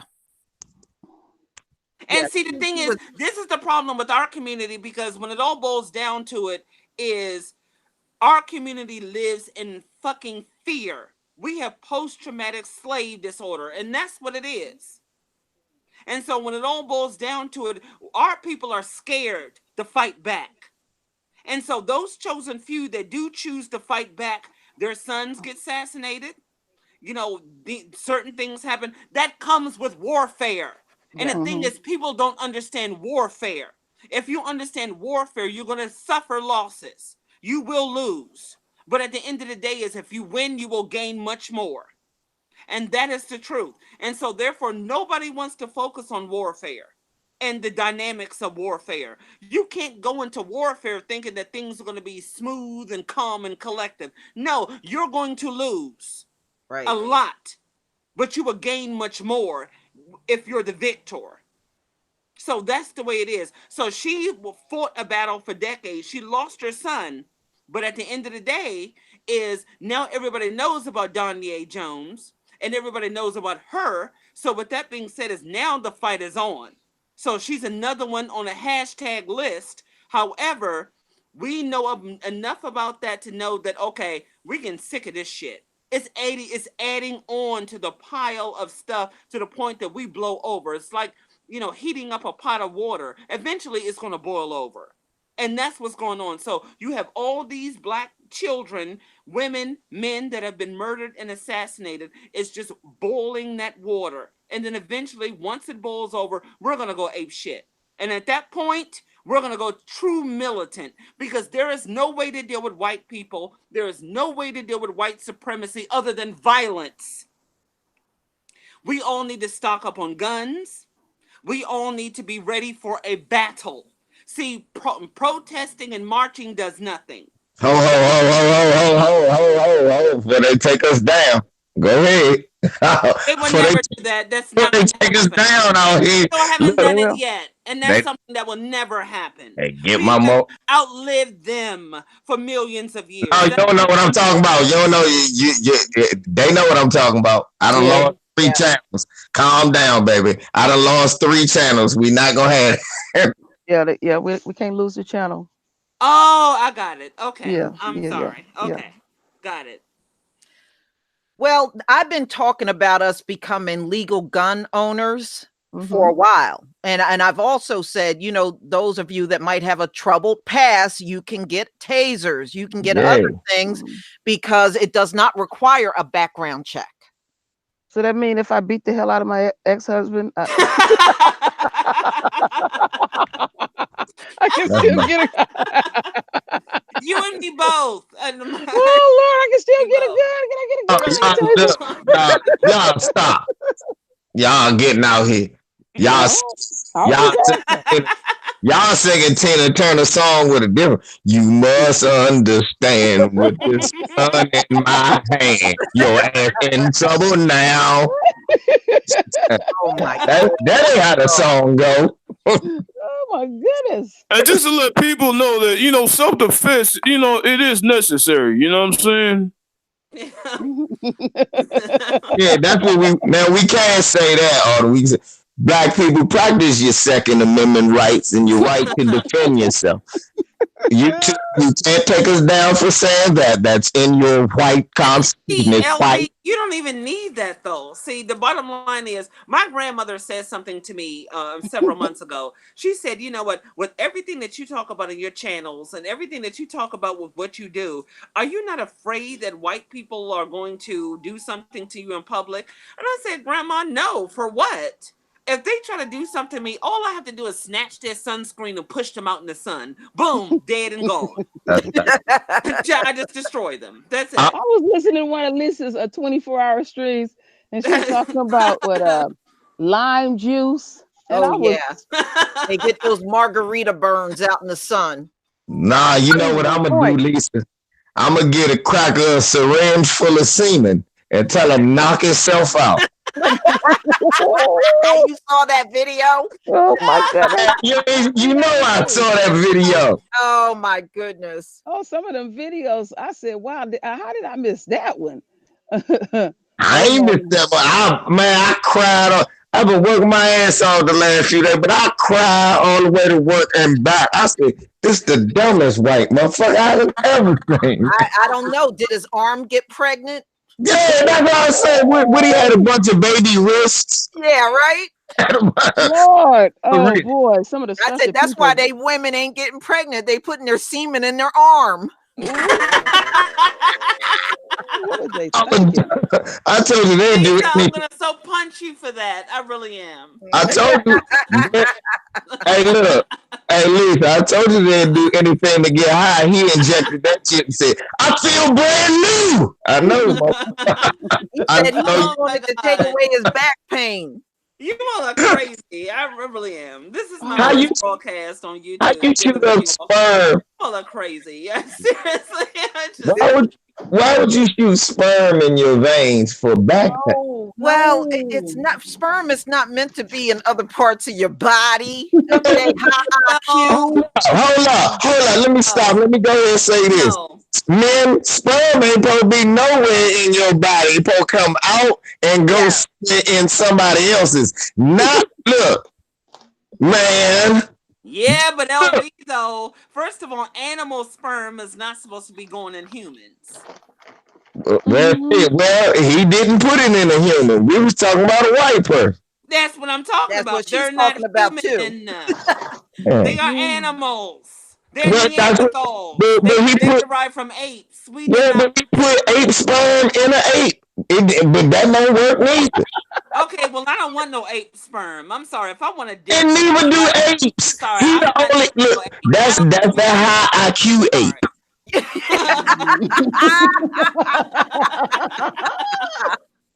Well, wait a minute. Why do I have a problem with one animal taking sperm from another animal? They both fucking animals at the end of the day. Well, we're not animals. They are animals. We are not. So therefore, I don't want any sperm from them. The only sperm that I want is from a black man, which at this point is no point. So anyway, when it all boils down to it, is that I don't want no sperm, really. Just give me the dick. How about that? Well, I mean, in their case, if you got a low birth rate and you're having problems having babies, and then your man turn around and take a sperm and put it in his arm, that ain't gonna grow your population. Oh no. I figured it out, Josh. If I just inject semen into my arm, I'll be more fertile than ever. That motherfucker went to the hospital. The doctor was an Indian doctor. You're one dumb motherfucker. What the fuck are you doing? The white man is the devil. I was watching LBV. He was right. No, Dwayne Williams. What happens was the channel didn't take a turn. What we're doing is we're making light of the situation. We've been so serious for so long. Now we're just lightening this situation up. We'll get serious again when a topic occurs, but right now we're just lightening everything up. We can't be serious the whole session. We also have to be humorous too. Which is why I don't get upset when animals eject sperm in other animals. I'm not upset. I'm actually happy about it. I ain't mad at them. You know, all of that is helping driving down the birth rate. So just keep injecting in your arms as far as I'm concerned. Exactly. Oh, that's fine. But one thing I will say is I want LV's chair. So therefore, I want that chair. Oh, that's it. No, that's love. No, you're going to sell me that chair. That so chair. That is the throne. That's a throne, girl. That's a throne. Hey, look, how the hell you don't sell a kingdom? You don't sell a kingdom. We got called Edomites. Oh my God, we got called Edomites. Really? That motherfucker's injected sperm in his arm. And that's what I was saying. Like the Edomites are actually doing their job, Lisa. Yeah, I ain't mad at them. I know I love these opioids. Shit, I'm about to buy a white man some opioids. What? Did you see my newest? Did you see my newest one this morning, LVZ? They're saying the opioids are causing their babies to be born with their intestines on the outside. Oh my God, I didn't see that yet. Yeah, that's my newest one. Oh, you know the joke I would have left on there is, and they say niggas love chitlins. Yeah, but really caught me, Lisa, was the video that you had when they were talking about the old folks trying to get the young blood. Yes, that was yesterday. Themselves. I said to myself, you know what? This is ridiculous because you're old, you're wrinkled, you're fucked up. No matter how much young blood you get, get over it. You're dead, bitch. Oh. Hey, look, but see, that's the thing. You be thinking they old, but them vampire-looking bitches be 43. Yeah, that's be the ones that be wanting the blood. Look. Oh, my goodness. You watch them movies. Look, and that's what's so funny about that video. I said, damn, that's every horror movie I ever watched. A white woman cutting open a young person and putting blood on them. Yeah. It's supposed to keep them young. My father told me that. I watched a horror movie a long time ago. They did that. No, as long as they killed each other, Autumn, why should I care? I like it. Yeah. Well, y'all, I love you. I love you, but I gotta conclude this because I got a second hangout that I gotta do on my other channel. Okay. So we'll definitely be coming back again. I might be doing another hangout on Sunday, just before the blood moon. Yes. What time is the hangout today? 2:00. We're almost there. Oh, Lord. Are you having panelists or is it just you? Bible study. Oh, we do Bible study. Oh, okay, gotcha. Yeah. So we're gonna be doing that on the second channel. If some of you, if you want to follow me over there, follow me over there. We're gonna be discussing The blood moon, y'all. Scriptures Ooh. and the blood moon. That's Yes. what today is. Okay. So it's not going to be any type of chapter in the Bible. Okay. One particular chapter. So that's going to be good. All right. Well, thank you very much. I greatly appreciate the fact that you let me into your broadcast. I'm so thankful. Thank you so very much. Oh, sure. All right, y'all. We'll be getting together again because, pretty much my Sunday is open. So we can definitely, do something tomorrow. I would love to. All right, y'all. Take care. Shabbat You shalom. too. And I'll see the rest of you that are coming to the other channel to come on over. We're talking about the blood moon. Okay. Namaste. Peace, family.